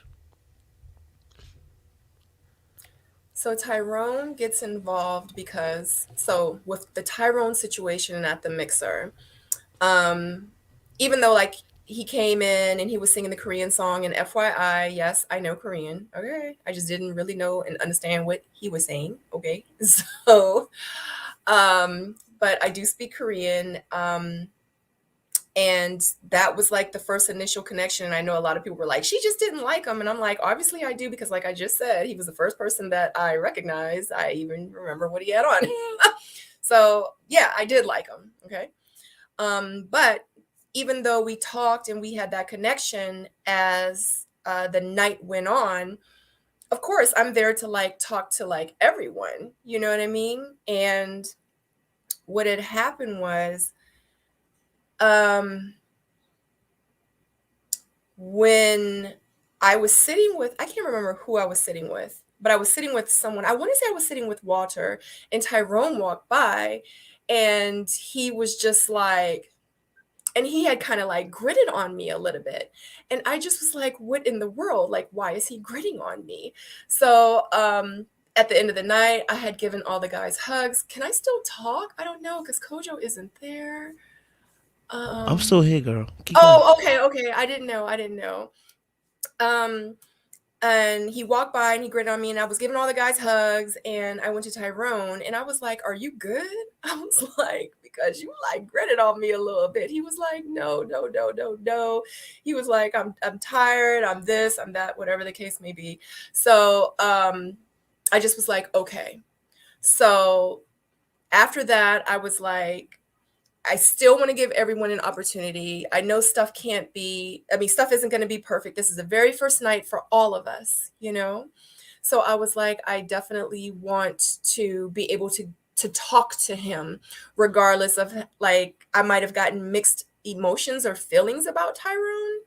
So we ended up talking on the phone, and he had told me so much about himself, and he had opened up to me, and he was telling me about his PTSD and some of the trauma that he had went through from being in the military, and he just was really transparent, and it just really really made me feel so good that I had someone on my line that was like how I am, accept me for me, like who I am, flaws and all. And he's like, look, this is me. I'm putting it all out there. What's up? And I love that about him, you know, and that drew me to him because for the past few relationships I had, I was dating these people's representatives, you know, and I felt like I wasn't getting that from Tyrone. So what a breath of fresh air that was, you know? So that was my interaction with Tyrone. Sticking to Tyrone, obviously, when and you saw our review, so you already know. When obviously Tyrone says he's going to basically give himself over to Shiloh, Shiloh is going to be it. We saw a little clip by the poolside Yeah. And it felt a little bit like Sabrina was trying to stop him from throwing his hat out the ring. You know, I was like, I wanted to kind of get your perspective. Were you trying to stop Tyrone from throwing his hat out of the ring? If you were, if not, I don't know. Let us know your kind of thoughts around that particular point when he says to you, Shiloh is what he sees himself with, or Shiloh is who he sees himself with. What was your kind of thoughts process to that at a I poolside? don't know what that means about throwing himself out the ring, but I'll definitely explain the situation to you. So when he said that he was going to stick with Shiloh, I was like, wow. I was like, congratulations. I was like, that's what's up, Tyrone. I was like, but wait a minute. I'm like, don't you think it's kind of still early, like in the process? I'm like, friend, like when we were at the pool and I was talking to him, one of the first things that I said to him was, "Can I like talk to you as a friend?" Because even though we bonded with each other, and because that was the beginning of a friendship. I wasn't like, "Oh, this is going to be my man. He's going to be my husband because he didn't give me his representative." No, I was thankful that he wasn't bringing me his representative. I was thankful for that. Period. You know what I mean? I wasn't thinking past more than what it was. So, and we were starting to build a friendship. So I remember saying to him at the pool, I said, "Can I talk to you as a friend?" I was like, because I feel like now, like I'm able to have these kind of conversations with you because like we're cool like that. And I was like, "Do you feel like you're kind of putting all your eggs in one basket?" I was like, "I understand like you want to just focus on Shiloh." And I'm like, "But focus on Shiloh." And I'm like, "But still don't cut your connections completely off." I was like, "Have you ever watched the show before?" Mm. I was like, I mean, because you're on a In dating show, yeah. show. Let's keep it 100. I'm like, if you want to stay on the show, and I said, which I feel like you should, because this will also give you the opportunity to get to know Shiloh more. And I'm like, because in real life, it's only been like 2 weeks or something like that, 3 weeks. I'm like, in real life, I feel like it's kind of so soon for you to be able to like cut everyone off. And I'm like, because she really still don't know you, and you really still don't know her, and you really don't know how she feel. Mm. I'm like, so like maybe you just kind of need to think about it a little bit. I don't know. I can't tell you what to do. I support you in your decision. I support you in your decision. And I'm like, but speaking of the show, I just need you to kind of see it for what it is, you know? And I just was just kind of giving him advice, and I'm just like, before you do all that, and I'm like, man, you just got to make sure she feels the same way, because I'm thinking to myself, if she don't feel the same way, he out of here. It's a dating show. People, they want us to go through the process. And I'm going to say this, and I said I wasn't going to bring up unless it was warranted or if it was asked of me or whatever the case, but keeping it 100, Camille and Cornelius, they kind of knew, or she kind of knew from the beginning, and he was trying to figure it out. And guess what? They were still on the show going through the process together. You see what I mean? And that's what I was trying to explain Explain to to him. Tyrone, Mm. you know? And because that's still at the end of the day, you heard Cornelius throughout the whole process saying, "I don't want to put all my eggs in a basket. I still want to see what's out there. I still want to give the other woman a chance. I still want to do this. I still want," you know what I'm saying? So you saw him throughout the process say this, Mm. even though Camille, was the only one saying that. She's like, "Oh, I'm good. I know who my man gonna be. Like, that's my husband. We're gonna have. Like, that's, but guess what? They still went through the process, Mm. you know? And I don't know, but it was kind of like, even though Cornelius wanted to date other women, he still had Camille at the top. Yeah. It was mutual with that sense. And I was trying to let Tyrone know, like, You don't have before it like you that. do all that, like, you need to see where Shiloh kind of is first. Like, you know what I'm saying? Like, you don't need to put it out there until maybe y'all have a side conversation. You know what I mean? I don't know. I don't know, man. I ain't never did nothing like this before, so I don't know the details of how everything works. I just know that, you know. No, that makes sense. That makes sense. Okay, so then there obviously, and I'm sure you saw my review when I spoke about this, the faces that were pulled in the lounge when Shiloh was, I mean, was it Shiloh was kind of talking about the situation with Tyrone. There's a couple of faces Mhm. that you were pulling at the time, Oh, yeah, I Sabrina. sure absolutely did. You were looking. I Absolutely. was looking at you sideways, girl. And I wish that they would have showed the part when they were like, okay, cut or whatever. I was like, look, Shiloh, to the point where producers were like, Sabrina, we can't hear you. And I was like, oh, we're still recording, because I wanted to let her know, like, look, okay, so this boils down to me and you in that situation. Mm. So when she was saying all that stuff about Tyrone, stuff that I didn't know, I was like, but Tyrone said that he could like marry me too. I was like, he was feeling like that. I was like, this stuff with Shiloh is this. I was like, hold on. You know what I'm saying? I was like, because it was a lot of stuff that was being said, and So he said he married too. to me from Tyrone, because remember we had been talking. I'm talking about days and days and a week and a week, and you know what I mean. So as time goes on, me and Tyrone are making this connection, and I'm hearing the things that he telling me, and I'm just like, okay, so you live here, and I'm like, I travel a lot for work. I'm like, when I got to go back to my other home, I was like, you gonna be able to come see me? You gonna be able to do this? Da, da, da, da, da. Like, what we gonna do? I was like, so your daughter is over there. I was like, I'm over here. I was like, you gonna come visit me? Like, how are we gonna work this out? Like, if we're gonna really talk about being together and moving forward. I'm like, because I'm feeling you. You're telling me you feeling me. You telling me, yeah, after I told my, family that you were from Korea, because that's how we, connected. We had Connected. that connection was because he was in the military and he was stationed in Korea. And I even think he said that's where he became a man or something like that, and he loves Korean women. Mm. Okay. And, he said that when he told his family that, they were like, oh, show over, show over. You might as well, just let her know, like, you trying to be with her and she's feeling you too. Yeah, like, show over. Y'all just when's the wedding type thing. Like, like, I could really be with you. Like, I could really marry you. I could see myself with you. So he's saying all these things to me. And this was before like the whole everything. So when she was saying all that, and then after all the stuff he had told me, I'm sitting there, and I remember that episode because I remember sitting there with a glass of champagne, and I was like, because I'm like, that's not like was all that crap he was saying to me, was it a lie? Was it just to stay on my line because he's actually smarter than me? You know what Mm. I mean? And he's trying to like go to the end, or so it just made me feel some type of way. So my faces weren't towards Shiloh. My faces was, I can't believe this Negro tried to play me. Like, I'm feeling Mm. some type of way. You know what I'm saying? I had no problem with Shiloh. I didn't know Shiloh.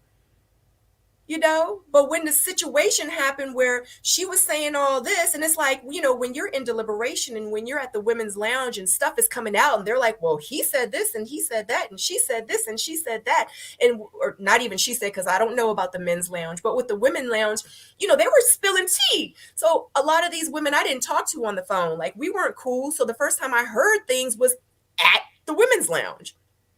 So when I'm hearing this stuff, I'm like, but I don't want to be like, Shiloh, well, that's not what he said to me. And da da da da. So I'm just like, I'm going to be real calm and I'm going to be real cool. And when the cameras did cut off, I was like, Shiloh, I need you to understand that I'm not trying to be sympathetic or empathetic towards you.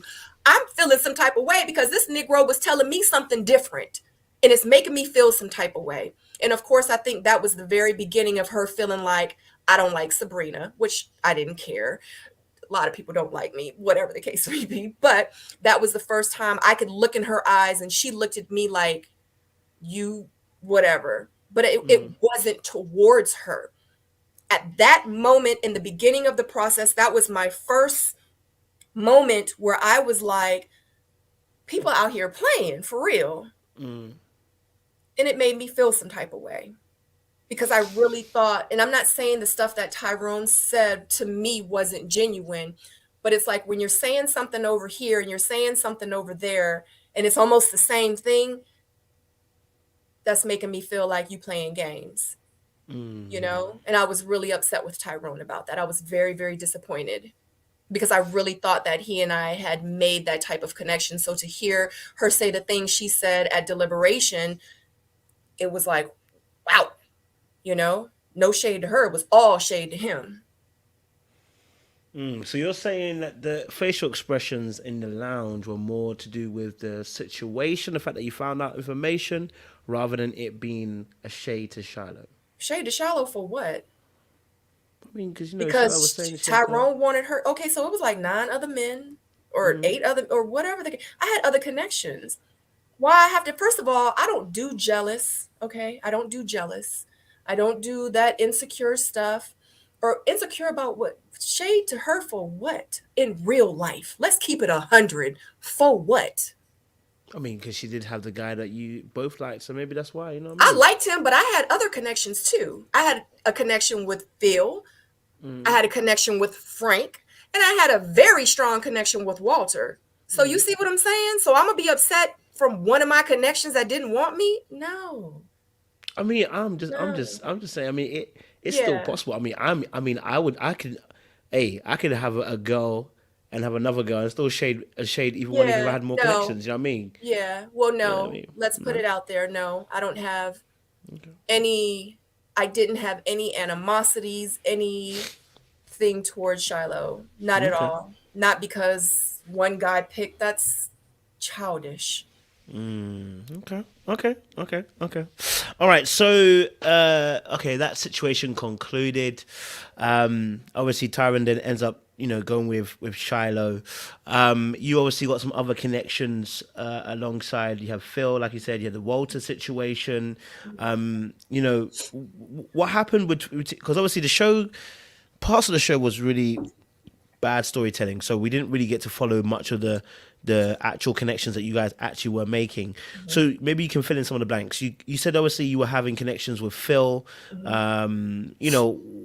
What was that like? Because obviously Phil had connections with everybody. He's a very popular guy. He's a very nice guy, very popular guy. Yeah. What was your kind of connection with Phil, and why did it ultimately not lead a little bit? Well, at least we didn't see anyway. Mhm. Why did it ultimately not go further than I guess, what we saw in a sense?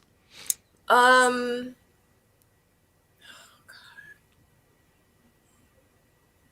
so one thing about Phil, when Phil got on my line, Phil was very consistent. Very consistent. Phil showed up. Phil was present. We talked on the phone for hours and hours and hours. And I was like, oh, wow, okay, I think he's really feeling me. Mm-mm. Towards the end, I realized Phil is just really, he's a great friend. Mm, and and I said, okay, because at this point I'm starting to get hip on how everything kind of is going, that how it happens on the show. And in my head, and I'm not saying that this is the case, but in my head, I said Phil's trying to stay in the game. Just like a lot of us, everyone, it's whatever it is, a game, connections, whatever it is, people trying to stay in the race. And at that point, because at that point too, I was just like, I'm freaking over it. I'm like, because like it's a game. Like I'm not like I gotta be strategic. I gotta be this. I gotta remember notes. I gotta remember this. I gotta remember what she said. I gotta remember what he said. I was like, this is too much. Okay. And then after about a few weeks of communicating with Phil, I realized that it wasn't on a romantic level, but he was still trying to be very consistent with me. And then that's just when I was like, I hit him up one day. I was like, hey, give me a call. And he called me and I was like, yeah, so I need to have that tough conversation with you. I'm trying to figure out if I even want to still be here or not, because it was a couple times when I was going to self eliminate. And I was like, I'm trying to figure out. And it was actually the same week that I met with Frank on that bubble date that I had with him. So I called all the connections and all the people, and I reached out to them because I'm like, I need to know, because I feel like if women are up for elimination this week, guess what? I can make it easy. I can self eliminate. You know what I'm saying? It's not that serious. So I reached out to all of them and I reached out to Phil and I was like, Phil, I need you to let me know. I'm like, look, I was like, I enjoy our conversations. And I was like, but I don't need to talk to you every day because we friends. Mm, I was like, I like you as a person. I said, but I talk to you every day because I thought like we were moving towards something. I thought it was like a real connection. And I was like, but if it ain't that, stop wasting my time. Okay. So I had that conversation with him. I tried to have that conversation with Frank and I text him and then like 2 days later he was like, oh hey, I've been so busy. And I'm like, yeah. I'm like, well, I need to talk to you because I need to have that hard conversation with you. Like if you're not really feeling me, stop wasting my time. You don't have to keep acting like you like me. Okay? Like let's just cut it off now. Let's stop mm-hmm, bull crapping each other. Okay? Because I just don't have time. mm, And so that's what happened. And with Phil's situation, I think once I realize and one thing about Phil is gonna be like, no, no, no, no, no, we cool. No, no, I'm feeling you, but and we're always gonna be cool. And Phil is just that guy, and he's so charming, and he's just, and I'm just like, okay, yeah, I hear you, I feel you, but I'm not trying to just be cool with you. mm, You know what I mean? Like, if you're not really feeling me like that, let me know. So, even though I felt like, and then when I asked him these questions, it was like he never, towards the end of the conversation, he never gave me an answer. So I was like, I'll just decide for him. And that's when I was done. It's like, I'm done. I don't need to keep talking to him every day. And I don't need to, you know what I'm saying, keep communicating with him every day. I was like, he's wasting my time now. I'm like, I can be cool with him, but that's not what I'm here for. Like, I ain't come here to make, like, have a bunch of guy friends. I have enough guy friends, you know? mm. So that's what happened with me and Phil. Phil, my little player. Okay, all right. He's a smart one. He used strategy. He wanted to try and stay in the game. I hear him. I understand. Okay. So okay, that happened with the Phil and yourself. And then yourself, obviously, Walter connection, which we obviously ultimately got to see the conclusion of towards the end of the series. You guys obviously kicked off with quite. It was quite, we. I was like, wow, this connection that you two seemed to have at the very beginning. It was intense. He got in there emotionally from the very beginning. Tell us a little bit about the connection between yourself and Walter. And there's a question I got asked. I want to know, obviously, did you guys have a pact? Because I saw that on I Yeah, said that pact thing. We need to know if there was a pact or not. You know no, what I'm saying? not at all. I don't do Okay, packs. I don't do okay. packs with anybody. I don't even do packs with my daughter. Okay. Mm, mm, mm. I'm hearing you. I don't got time to be making no packs. And let me explain to you why. Okay. Okay. And I'm going to start at the end and then I'll jump back and move up. Why would I make a pact with a man to end on a dating show with when my real potential husband is still out there waiting for me? But he's not going to go up to me. It's on a national syndicated television station, a network. He's not going to come up to me because guess what? He's thinking I'm doing this whole thing with this man I'm really not doing with. Okay? I'm not fake. I ain't phony and I ain't no fraud. And I don't care what platform I'm on, I'm not going to start being it to have the votes of America. Okay? Can kiss my butt. And that's exactly why I felt like if he wasn't the one, why am I going to leave with him? If I had a pact, I would have left with him because that was our pact. We didn't have no pact. I don't owe nobody nothing. Only person I owe anything to is my dad and my daughter. That's it. Period. So all that we were supposed to leave together with, the only pact that we had was no matter what happens at the end of this, we would still be friends. That's the only pact we had. Period. So just to be clear, there was no pact to No, it leave wasn't together. no pact. Unless it was $1 million involved. A pact for what? You know what I'm saying? Was it any money at the end? Did I win a trip? Did we win a prize? What am I going to gain from it Mm. in real life? What am I going to gain from it? Having a pact to get to the end of a dating show to say we did it together? I just want to know, what was my prize? I'll wait. Walter, she's talking to you, not me. Question was not to me. Questions to Walter. I'm hearing you, sis. Speak your speak. Like, and I just need to know I'm not being aggressive or anything towards you if that's Nope. what I'm just. No, no, no. I Okay, wasn't because I thinking don't that. want people to be like, she going in on Kojo, because No, I'm no, not no. looking at the You wasn't talking chat to or me. anything like that. It But was a rhetorical question you were asking. Yeah, it was fine. It yeah, wasn't to me. yeah, Yeah. I don't want anyone to think, because Kojo, I love you. I know. I I know. mean, I love Walter too. I mean, Mm. I love people, but I'm The just question was saying, for Walter, I so needed to make sense. I needed to make sense. Make sense. Make it as make for sense. me, I was like, Walter, we're looking at you. Yeah. Time for what? Like, I don't. Anyway, whatever. Next question. Okay, so that's cleared up. Okay, so let me start from the end and come to the beginning. Why? Tell us a little bit more about the choice, like, choosing yourself, because obviously you said to Frank something which is interesting. You said there's one person that's been consistent, and I was thinking, that must be Walter that's been consistent. But by the sound of it, when it got to the end, it wasn't Walter that's been consistent. It's someone else. So first and foremost, who was consistent? And number two, from your perspective, was Walter consistent in the contact with you?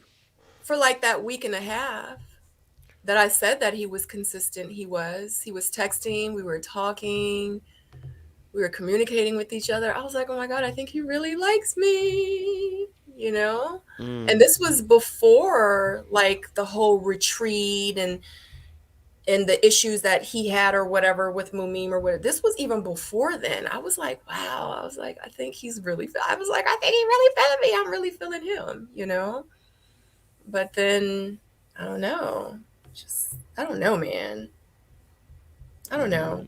Because I can't answer for anybody else and their actions and what they do. You know what I'm saying? Like, I don't know.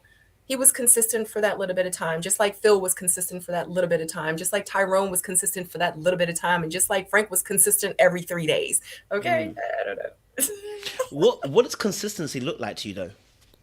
Not on this, it wasn't on this show. So what would be your description of this of consistency for you though? What would be consistent for you? I mean, consistent for me is um maybe a good morning text, every other day or something like that. Hey, good morning, beautiful. How are you? How's your day? Have an amazing day today. Mm, Hopefully we can talk later on this evening. If we're speaking dating. I understand. Is that what you're asking me? In Yeah, dating? yeah. In dating, like Okay. in dating in general, like what would be your consistency? You know what I mean? Okay. So it would be nice to talk to you in dating. Um, in the mornings, like we kind of send like a hey, I'm thinking about you text in the mornings, Mm, and in the evening maybe have like a conversation. Not saying it has to be 2 hours long, I but hear you. just like, hey, just got off work, just was thinking about you. How was your day at work? What did you eat for dinner? Like, do you have to work tomorrow, et cetera, et cetera? Okay, great. All right, hun, talk to you hopefully tomorrow. you know Even if I don't, it maybe the next day it's not getting a text, maybe it's a phone call in the morning, and maybe some texting that evening. you know and then throughout the days or whatever, maybe like actually us going out to dinner or to a movie or to a play or to the park to feed the ducks, or a picnic, or something like that, like on the weekend. you know Like, I don't ask for much. I don't need much. I mean, because we're all out here adulting. You know what I mean? So I know, like, people, we have jobs and we have responsibilities. Some of us have kids. So I'm not too overly needy when it comes to stuff like that, because I got my own life going on too. But I mean, it would be nice to hear from you at least once or maybe even twice throughout the day. And of course, it has to be reciprocated because I love communication. Communication is huge, huge for me. You know, even if I can't talk to you, but you know, because a lot of people are like, I didn't have time. And I'm like, we live in a world now where technology is at our fingertips and we don't even have to pick up the phone and talk to each other. But it's just us just making a quick 2 seconds text just to say, I'm just thinking about you, you know. And even me dating and me courting men, you know, at the times when I did. And if I was out of town, you know, working and I couldn't be there for their birthday, I would send them like a huge edible arrangements. You know, I would send them, you know, dinner or whatever the case and have it at their door at a certain time. I know when they're gonna, you know, one of my exes, I sent him a bunch of blue roses, and because roses is my favorite flower, you know. And it's just being, you know, present even Mm. when you're not there, you know. So Were were the men aware of what you require as as as what you, were the men aware of what you needed in terms of this kind of dating? Because obviously, like, that's why I wanted you to kind of describe your consistency. Were they aware that, you know? And I'm sure you probably didn't mention it, but were they aware of the fact that, let's say, when they were becoming inconsistent, were you pulling them up as well at the same time, letting them know, hey guys, you actually been inconsistent, and I need more from you if we're gonna take this seriously. yeah, I'm very, one thing about me is I'm very verbal. Mm, And like I just said, like I live for communication. I can't hold you accountable and expect you to do something that you don't know that I want. mm, Or, you know, like I can't say, you didn't call me. And you're like, I didn't know I was supposed to call you. You mm, know what I mean? So yeah, and anyone can tell you, I speak my mind, I speak up, I talk about the things that I want, I talk about the things that I need, I talk about the things that I like, I talk about, I mean, that's just the type of person. Like, what's your favorite flower? My favorite flower is the rose. My that, you know what I mean? So it's like I absolutely communicate because I came into this process and I put everything out there and I wanted each guy to know, like, I wanted each guy to know, like, this is me. This is everything about me. Here mm, I am. I'm putting flaws and all. I'm putting myself on a platter for you. You know what I mean? Like I'm giving you all of me. I mean, not like every, you know what I'm saying? But I'm like, and now do what you will, and I'll see how you come to me. mm. You know what I mean? Like, I mean, I don't know, because I don't want it to seem like that's like the wrong way that I'm saying. Because sometimes I say things incorrectly, and I be meaning one thing, and then I say it one way, but it doesn't come out like how I'm trying to say I it. understand. Yeah. Um, like I show up as me. I didn't want to show up as my representative. I wanted to Mm, show up as exactly who I am.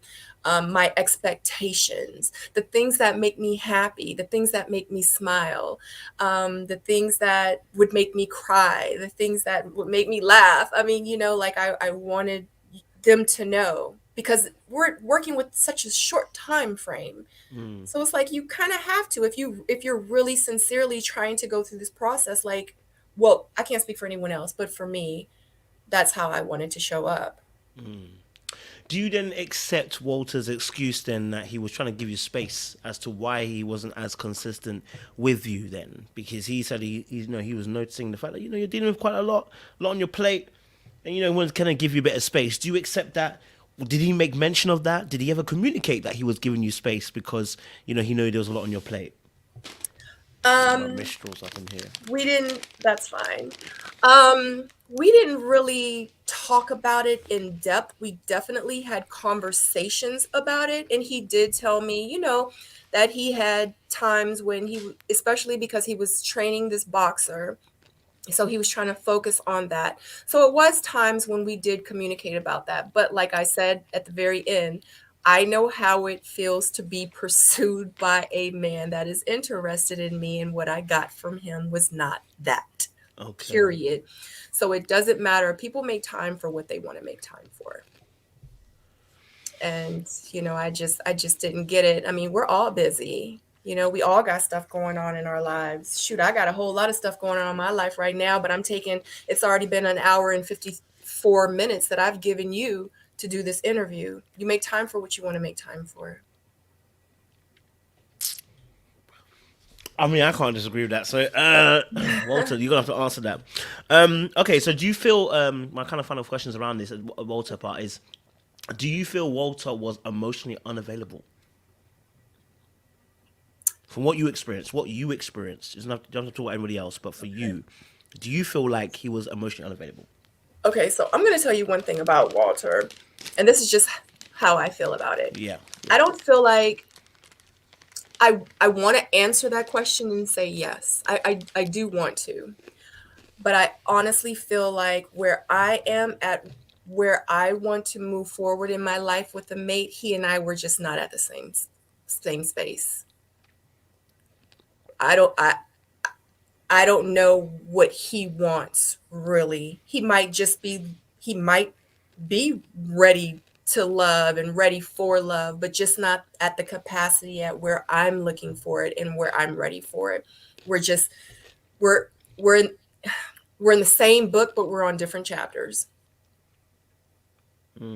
So I can't answer if I feel like if he was emotionally like I that's within him. I don't know. I just feel like is that exactly what I said. We're in the same book, but we just on different chapters. That's it. That's how I can answer that. What's your sentiment to Walter said that obviously obviously when his ex was the ex that wasn't really the ex but ex anyway, that obviously met yourself and Walter when you guys had that the little date thingy. She said you got a lot of fire in you.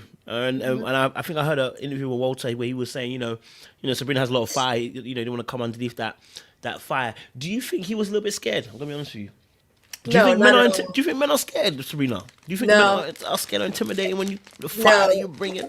They know because like I say, I keep it 100 who I am. I am who I am all the time. I don't show you my representative. I'm not this Sabrina one way. Is Sabrina fiery? Is Sabrina spicy? Can Sabrina pop off? Does Sabrina have a nice side? Can Sabrina be caring and loving and compassionate? And will Sabrina have your back if need be when it's time? I'm all those things. Absolutely. But for a woman to say, "Oh, I think she crazy," that made me feel some type of way, especially like running it back and seeing it. Um, I think all of us probably got a little bit of crazy in us, but for her to like say that, I think what it was, and I'm glad we're talking about it because now I'm about to spill a little bit of tea. Come I on. think what it was it's not necessarily that I was crazy. I think she probably felt a something type of way about me because because when I walked up, I was like, "Oh, I don't even remember her name." I was like, "Oh, look at her." I was like, "Okay, girl." I was getting SWV vibes. You know what I'm saying? I was like, "Okay." I was like, "Okay." I was like, "This ain't his ex, though."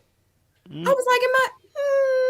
I was like, I don't know. I'm not trying to. I'm not trying to. In my heart, I didn't look at her and say, "Oh, she." I just was like, "I don't think this is his."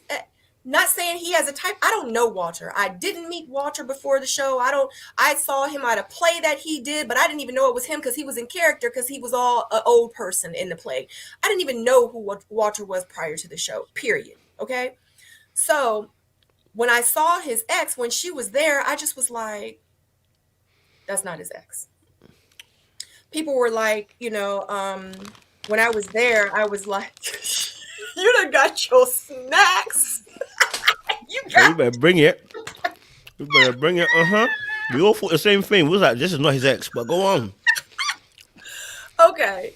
So she was sitting there, and it was so funny because people were like, "Oh my God, Sabrina was just so quick to leave. Like, why didn't she ask her? Oh, Sabrina thinks she's so good. Oh, no, honey, I ask questions. Okay. I ask questions. Absolutely, I ask questions. Okay. But I'm going to tell you the questions that I asked. I was like, "Okay, well, it was so nice to meet you." I was like, "Oh my God, XYZ." I was like, "Can I ask you a question?" She was like, "Yes, of course." I was like, "Did you and Walter ever date?" She looked at Walter. He was like, go ahead, you could answer. She was like, I mean, we never really dated. I was like, oh. I was like, so y'all never was like in a relationship? She was like, no, we was never in a relationship. I was like, oh. Because in my head, I'm thinking, I'm about to meet his ex. Mm-hmm. I got questions for his Come on ex. now. We all did. Okay. Like, I got questions for his ex. But she's here. So I'm like, okay. I said, so how long have you known Walter? XYZ, whatever, whatever. I said, well, how did you meet Walter? So it was a so what had happened was, A situ? Walter used to throw these sex comedy shows, okay, where he hosted them, and Sex comedy. I'm new to this. Sex you know comedy. what? If you ever interview him, you can go on YouTube. I think it's a couple of videos he Sex got out comedy. there. What's happening? I've seen a couple of videos, and it's very sexy. Let's just say that. Okay. With comedy. Yes. Okay. I'm really trying to picture the comedy with the sex stuff. I'm just trying to see it. But okay. So she said that she had met him, and mind you, he had already told me about the sex comedy shows, because that's how me and him like kind of talked about like the whole stripping thing. And I was like, I get it. hey, well, you used to, okay, so whatever. So that got brought up, and she was like, I met him at one of his shows, and I was like, interesting.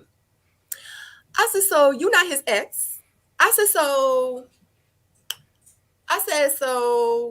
y'all never dated. I said, so if y'all never dated, I was like, oh God, it's so crazy. Hold on 1 second, please. Oh my God. Do you think? Do you think? We're just gonna just wait here and adjust. Sex I comedy, see the guys. kids are hungry, and this is when it's about to get good. Okay, so, oh my Okay. God, my battery's saving. My bad. What are you talking about? Yeah, I know, because I'm actually having an interview. Is this? Oh, let me unmic. Let me mic. Oh.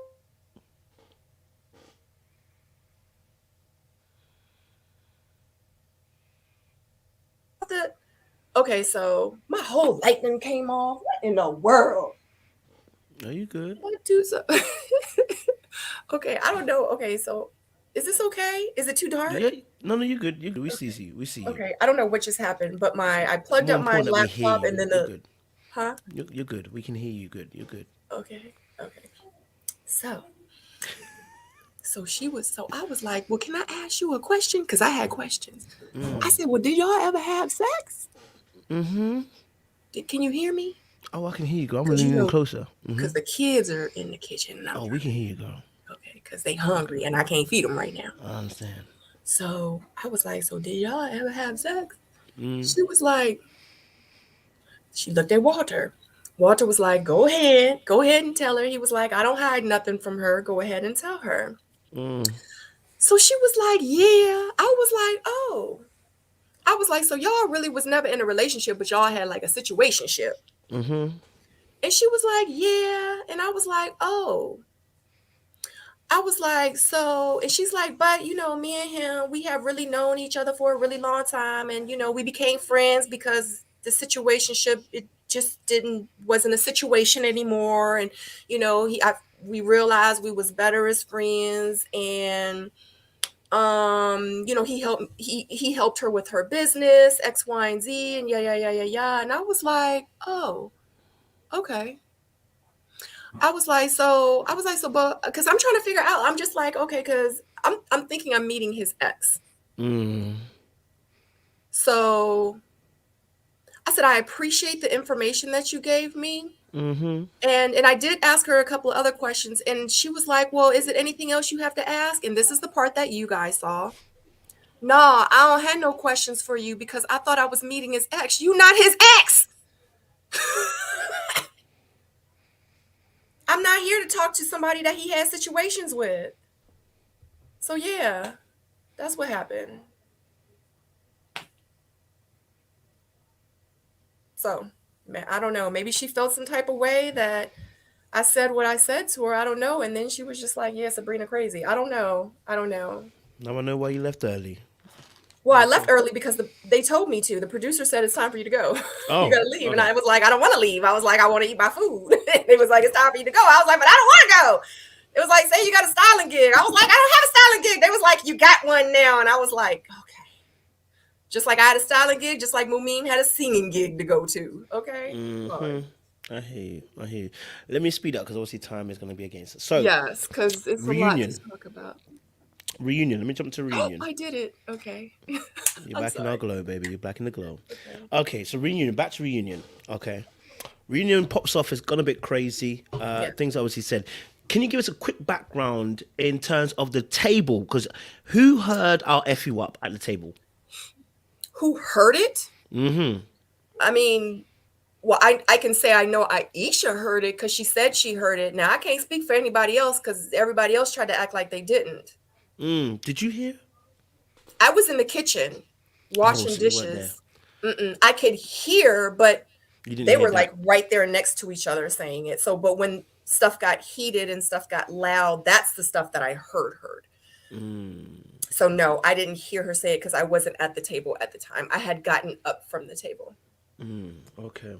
So that day at the mansion, how? I mean, tensions obviously running high. There is a part I need to ask you about the Mamine situation. Listen, what the heck happened with the piano situation? The Mamine came in there. Was she with? It looked like she came with a crew, with Camille and Cornelius behind her. It looked like she came with artillery.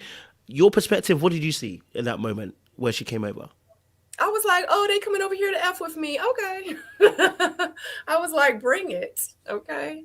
Because people don't understand. They have no idea what I've gone through in my life. So little stuff like that is very minute to compare to the things that I've been through. So yeah. Was it awkward? Because obviously the It fact that was she came not with it. awkward, not at No, all. And let me no, explain to you. And let go me for it. explain to you.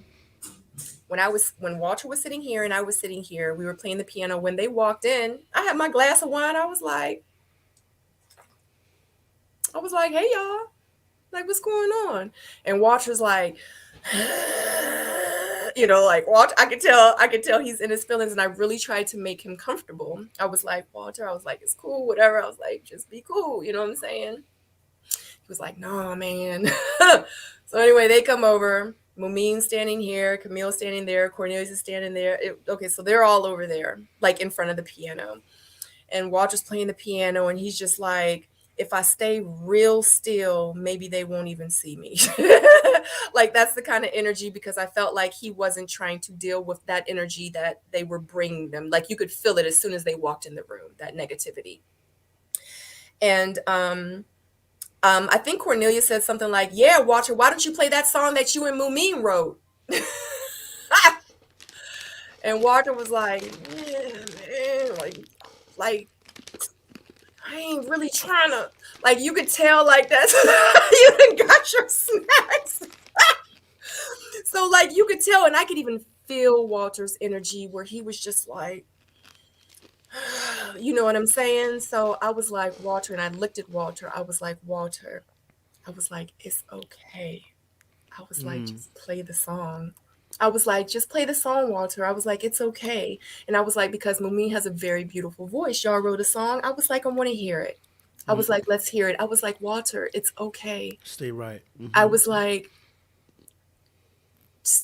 whatever. Stay I'm, right. I'm not even going to entertain that. Okay. I love you, Kojo. But yeah, I was like, just sing the song. And plus, and I said it, Mumim has a very beautiful voice. I was like, I want to hear the song, Walter. I was like, it's okay. Like, I was trying to let him know, like, it's cool, bro. You know what I'm saying? Like, whatever they trying to do, don't have nothing to do with what's going on right here. Let them do it, get it over with, and they can leave. That's how I was feeling. So you wasn't the one that was manipulating him. But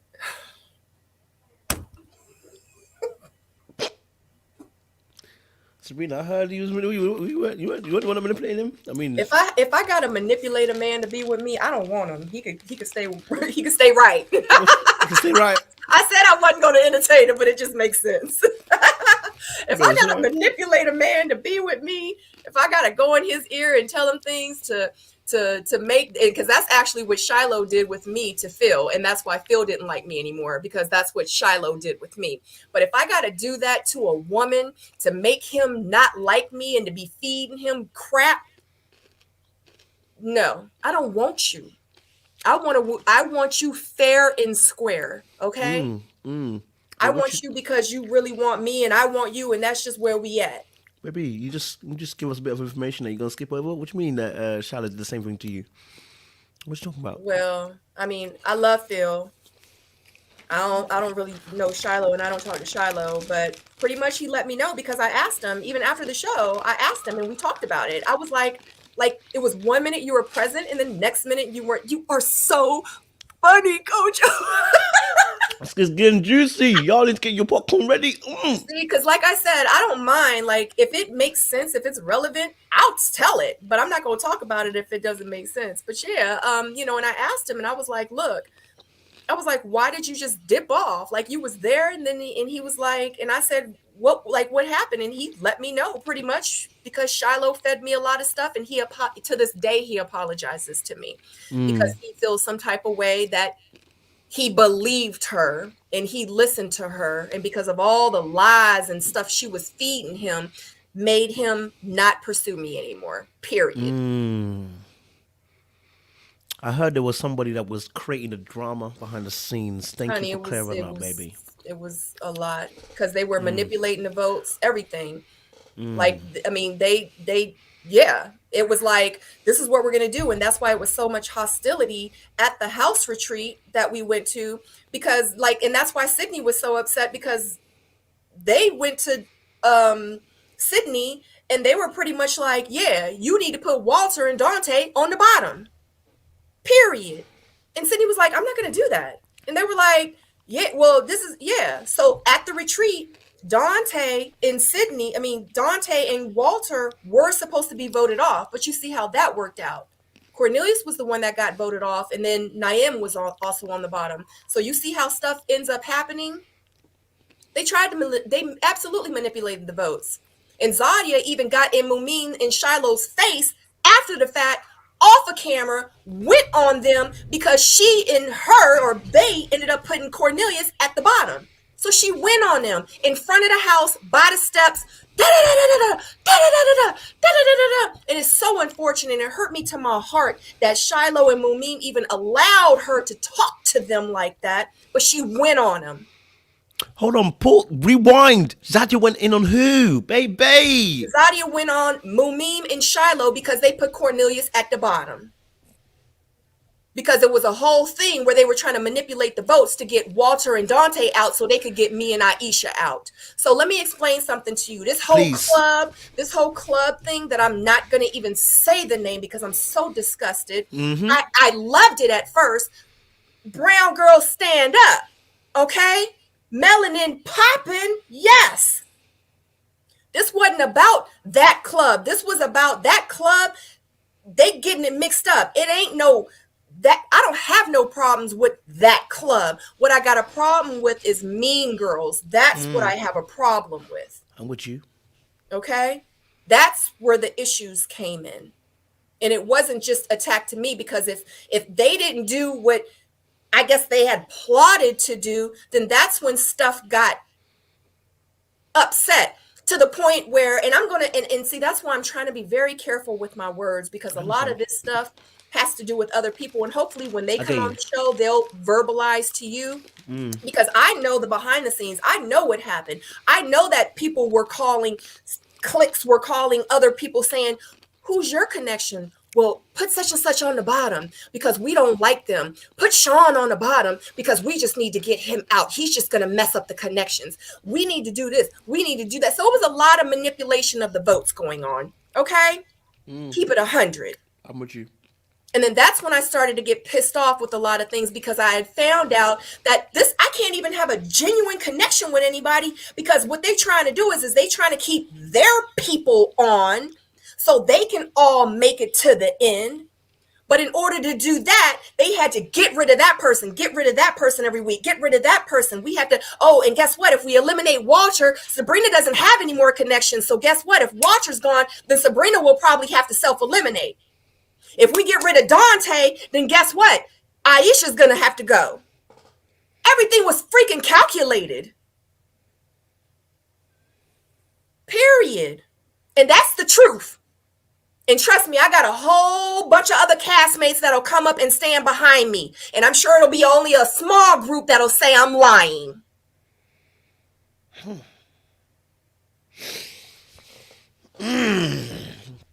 Is this why you said that at the reunion you would take? I think you was going to take off your shoes or whatever. I can't remember what the comment was. Let me tell you something. The issues and the drama that we've had to go through with some of the women on this cast, on and off camera, is so messed up.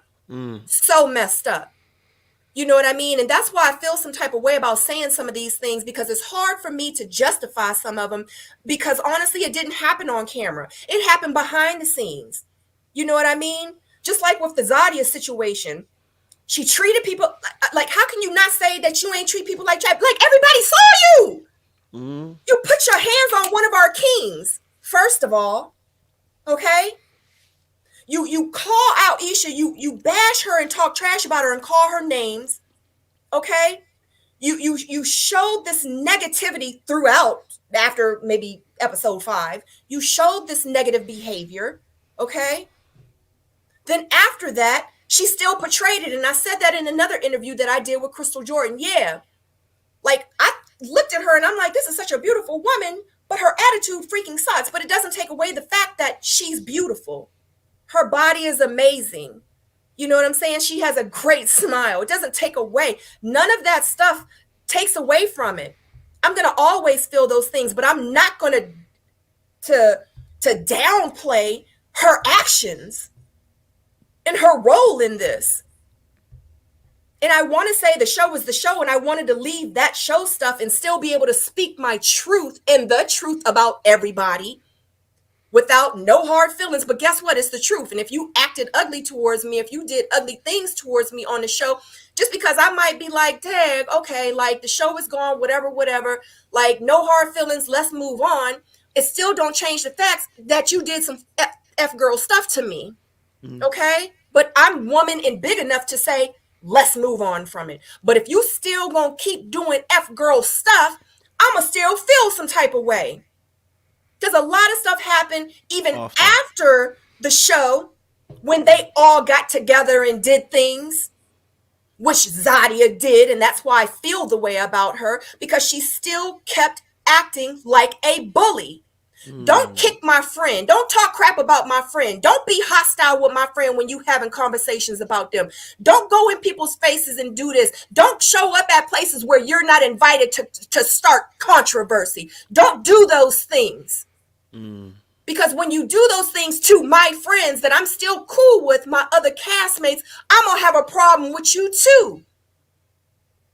That's true. You can't just keep walking around here being ugly and nasty and mean and think that we supposed to all just be like, oh, no.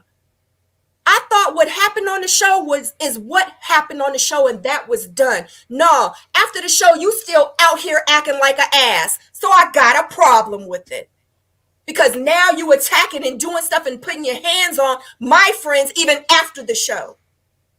And I'm not saying she out here putting her hands. I'm just saying it was a situation where one of the castmates had a party at her house and she kicked a girl, and the other castmate, which is my friend, and they were like, you kicked her. And she was like, oh, her who? And Kicked. y'all all in the same house. But guess what? Like I said, that's not for me to talk about. I'm going to say it because it bothered me, and that's my friend. Good damn. But I'm sure you can get them on and they'll come on, and you might even hear about it. I don't know, because it's not my story, a little bit, but it's my friend, and it made me upset. And you asked me about it, and I'm telling you about it, and I'm talking about it. I'm not gonna do that. No, I'm done, man. I'm done with that. I just got to clarify. Was it a kick, or are you saying? Well, I don't know. Something about she crossed her legs and she accidentally. Okay, so physical contact, basically. Right, exactly. Okay. And she kicked her leg. So yeah. So you know what? Because you know what? So it was a situation where Libba had a party at her house. Okay. They all went there. I don't know if it was Halloween or Christmas or whatever the case. So Carrie was there, Zadia was there, and some other people were there. Some of the guys were there. It was a situation where it was a party where they were just all getting together that Libba wanted to have at her home. God bless Libba, because she's such a sweetheart. Okay. So they were all sitting on the couch. Carrie's my friend. I love Carrie. I will always love Carrie. She's such a sweetheart. Okay. So something about how Zadia was on the couch, she crossed her legs or something, and she kicked Carrie. And Carrie was like, ow, or whatever the case may be. You can talk to Carrie. She'll tell you the story. Okay. Oh I yeah, don't know all the details because I feel some type of way I'm even telling this story because I I wasn't understand. there. But guess what? I'm going to tell it. I Okay. understand, baby. Hey, Okay.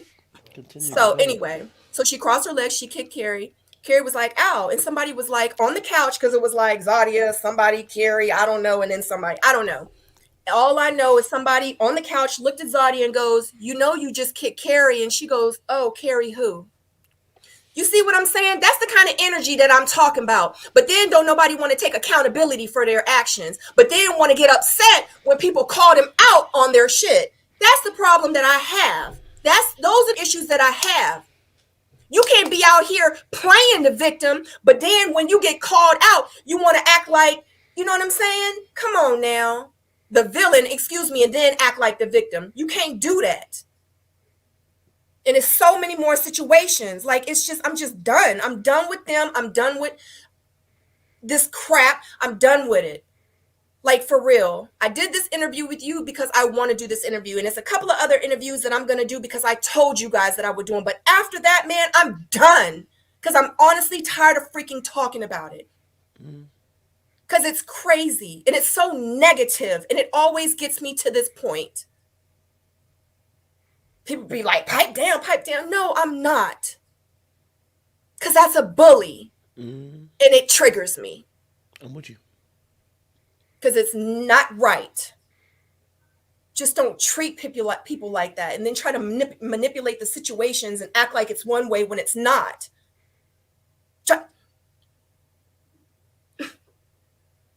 What do you mean? No. We're telling you what I mean. No, because I just don't understand why. No, stop it. Stop. I'm with you. I'm with you. I'm hearing you. I'm hearing you.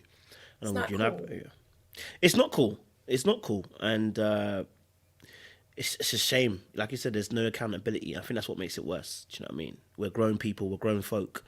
And accountability, just to even just say, hey, look, I put my hands up. I made a mistake. It's not there. No, she will, but that's what she does. She does things and then she will go back and tell you, hey, I'm sorry. Oh, I'm sorry for, but it's not genuine. You see what I'm saying? Because she wants to be able to go back and say, but I said I was sorry. That's the type of person she is. Because when my mom died and I put that Cash App up there because I didn't know that my mom was going to die and I just didn't have $6,000 to $8,000 sitting around for my mom's funeral that I had to pay for a week later because she died. I didn't know. I had to pay for a funeral by myself. So I put my Cash App on social media and people donated. She was actually one of the ones that donated. And then after seeing a couple of interviews and her lives or whatever, I noticed she also put up there, I mean, if I'm such a mean person, then why would I donate to Sabrina? I mean, you know, whatever. And it's so unfortunate because just today, right before this interview, someone had sent me something in her stories saying she's still out here. As a matter of fact, let me go to it because I don't want to be wrong. I don't want to be spilling no wrong, some sour tea out this joint, some spoiled tea. So let me go to it. There was a text message I had sent her, and I pretty much had made a comment to her on the message that I had sent her that she reposted in her stories today that someone sent me. And I was like, look, we went on this roller coaster ride about 5 months ago. Um, you know, I would have never pretty much thought that you would have donated to me. Do you understand what I'm saying? Because of what we went through. I'm glad you moved past it. Guess what? I've moved past it. But when it's time for me to do my interviews, it doesn't mean that I'm still not going to speak my truth. Of Okay. course. So I don't know what happened with her or whatever the case, but she ended up posting that the fact that, you know, I sent her or she sent me this money and she screenshotted it, put it in her stories and put, if I'm such a mean person, then why would Sabrina send me this message? Because we're adults. And I thought we moved past it. And I thought you donated because it was out the kindness of your heart. So what I did was I sent her that donation refund back. Yeah, because Okay? it's no longer a love. Yeah, It's I get it. not. Yeah, yeah, Okay? And that, you see what I mean? Like, that's the yeah. type of crap that she does. It's like she want to be able to have something to throw back in your face. But now I get you. Now I see exactly what type of person you are. You know? When she kicked Carrie, Carrie who? But the next day, I'm just calling to say I'm sorry. Oh, so Carrie, so when people, if Carrie ever talks about it, she can say, but I said I was sorry. That's the type of shit she do. Mm, She always ready to counter react, to ready to be ready to say, oh, I'm gonna do this, I'm gonna spit in your face, and then say, oh, that was, I was talking and the spit just came out, I'm sorry. Stab you in your back, oh, I had tripped on something, so that's why I ended up stabbing in your back, I'm sorry. So when I talk about her stabbing me in my back, it's more like, but I didn't know, I tripped on something and I said I was sorry. Do you understand where I'm going with this? I do. That's the kind of energy she portrays. We talk about that on the channel a lot. Done. Over it. Done. Sick of the pettiness. Sick of this back and forth crap, this high school bullshit. I'm sick of it and I'm done. I'm sorry to curse. No, you're good. I'm with you. Tired. I'm tired of her. I I'm get it. tired of saying her name. I'm tired. I'm tired. I am. And trust me, like I said, and I'm gonna keep saying it until my interviews are over though. So know that, because I'm pretty sure that she trolling in the comments if she ain't one of them are, and they gonna go back and tell her. Mm, Y'all can troll all you want, because I'm not shutting down. I'm not gonna stop speaking the truth, and I'm not gonna pipe down for y'all. Y'all got me twisted. You got the right one this time. Anyway. Because they need to know. They need to know y'all got the right one. I'm not playing with them. I'm not playing with them. Don't send for me. Don't come for me unless I send for you and vice versa. Let me tell you something. If you want me to come, send for me. But when I come, you got to be ready for me. I hear that. Don't do that to me, man. Don't do that to me. When I've had nothing but respect and treated you respect throughout this whole season, I can't help that you was on national TV acting a damn fool. Don't blame everybody else. Maybe start looking once and looking at the common denominator and thinking to yourself, well, maybe I got some effed up ways and I might need to work on some stuff. I can't remember the last time you really took accountability and was sincere about it. But guess what? You keep acting ugly, ugly stuff gonna keep happening to you. God don't like ugly and he don't bless no mess. So I don't care how much somebody say that they sorry or whatever the case may be, it's not gonna happen. The world and the universe is gonna keep coming down on you every freaking time you turn the corner. Unless you get right and until you get right, ain't nothing good is gonna come your way. Believe that. Believe it. That was for Zadia as well. So I was out the, I was dodging out the way. You know what I mean? No, I'm with you. I'm with you. I'm with you. I'm I'm with you. sorry for being so hostile and so I don't think you're being aggressive about hostile. it. I think I'm you're just expressing so yourself. You're expressing yourself on what the upset. situation was. And I'm Yeah, and it was a passionate very about intense it. situation. It was a very intense situation, which obviously, and I don't know if you guys had that in the show, but I wish the show would have dealt with that with you guys and had maybe some crisis meetings or whatever for you guys, because I think No, we we didn't didn't. have that. Then what's the, No. you know what I And mean? they should have. They should They have. should have. It's not. It's actually less classy to just sweep everything underneath the rug because it always blows up. You know what I Right. mean? So I Right. wish they did that for you guys. Like leave a sleeping lion, honey. You know what I'm saying? But you come waking the lion up, she gonna come out. And to go revert back to your original question about taking my shoes off, I was taking my shoes off because if she was gonna come up to me like that, I was gonna tear into that butt. And I was gonna do it for Dante. You wanna put your hands on somebody, come put your hands on me. Well, I'll be damned. I ain't appreciate that.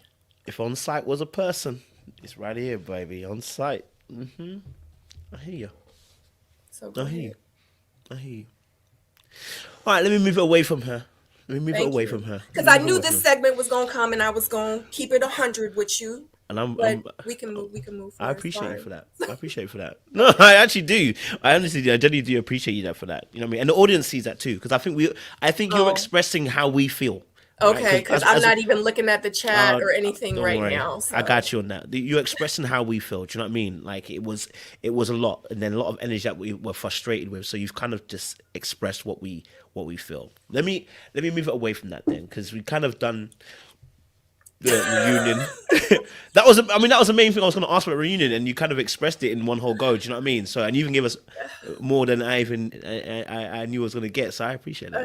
okay. Um, for you, coming to the end of the journey now, and I know like a lot of things happened. What was the thing? Would you say that? What's one takeaway you would take from this experience? What's one thing you're going to take away from this experience?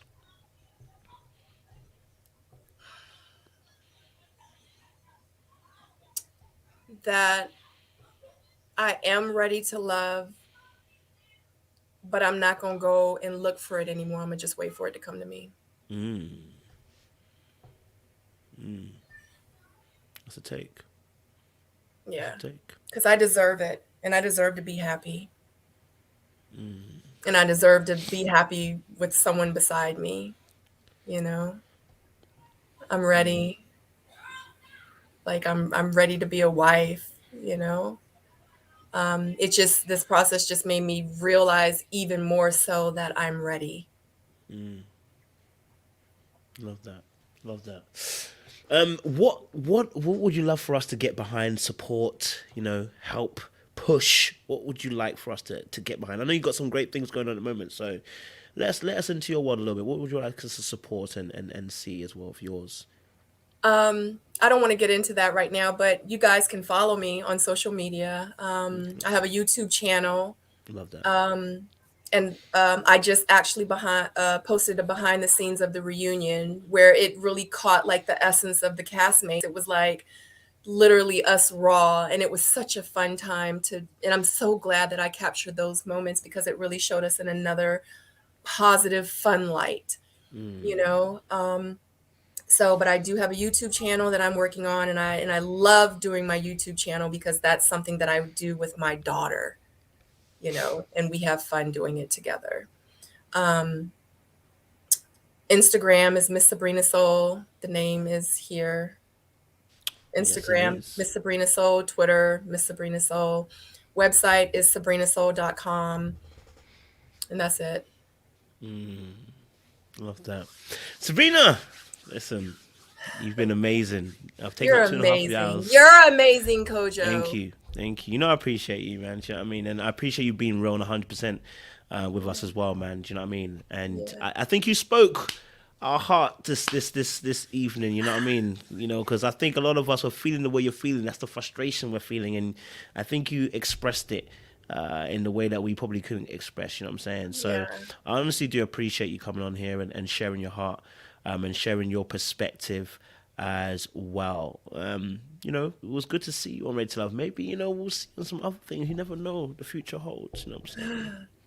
Maybe so. You are funny, Kojo. Mm, you know. Whatever. You ain't think about me. You like Carrie. You Uh like uh Carrie, and you like Sydney, and Sabrina. you like Courtney, I and am you a man that loves women. Sabrina, you're you included. forget I watch you. I'm a Sabrina, fan of you're included. you. Sabrina, you're included. You're a very beautiful woman as well. Listen, Whatever. a man will be lucky to have any of you ladies on the show. So, you know what I All right, mean? Phil. Love you, Phil. that's what that's what I mean. Phil get along. You know what I mean? Phil knows it. Phil knows. I'll talk to 2-3 hours. I'll talk for you 2-3 hours as well. Do you know what I mean? Yeah. Yeah. I love Phil though. I love Phil, and I'm so happy for him and Sydney. So Yeah, man. He's a good yeah, lad. I love him as well, man. But yeah. yes, Sabrina, thank you so much. Thank We've you. enjoyed you. I know I've taken a lot of your time, and I know the kids are hungry. So let me let you go. But we'll have you on here again soon. Trust me. I'm sure there's other things I've got to do this year. So I'd love to get your thoughts on process and thoughts on other stuff as well. Aside Ready to Love, you know what I mean? Yeah. We're more than ready to love. So we'll probably have you on the channel again June 2022. So thank you again. You're welcome. Thank you You so know, much. You know I love you. You know I've always loved you. you know it is. It's lovely out here. You know what I'm Huge saying? fan. I appreciate you. Keep smiling, beautiful audience. Yeah.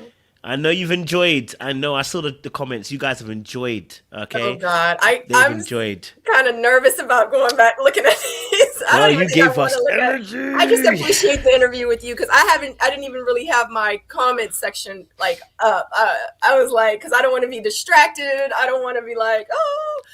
God, So I don't you know, was given but what needs to be given. You gave what needs to be given, baby. I'm telling you, the audience were loving it, loving it. But oh, okay, well, good. yeah, audience, you've been a good sport. You've been kind and loving in the chat, and you've appreciated our sister Sabrina as well. Do you know what I'm saying? Yeah. So I appreciate that. We're gonna love you and leave you guys, and we'll be back a little bit later on because we're gonna do a reunion reaction. A few castmates are going to join us as well during that process as well. But listen, we're gonna log off now. All right. So stay locked, stay loaded, and we will see you guys soon. Someone said, "Am I flying you out, Sabrina?"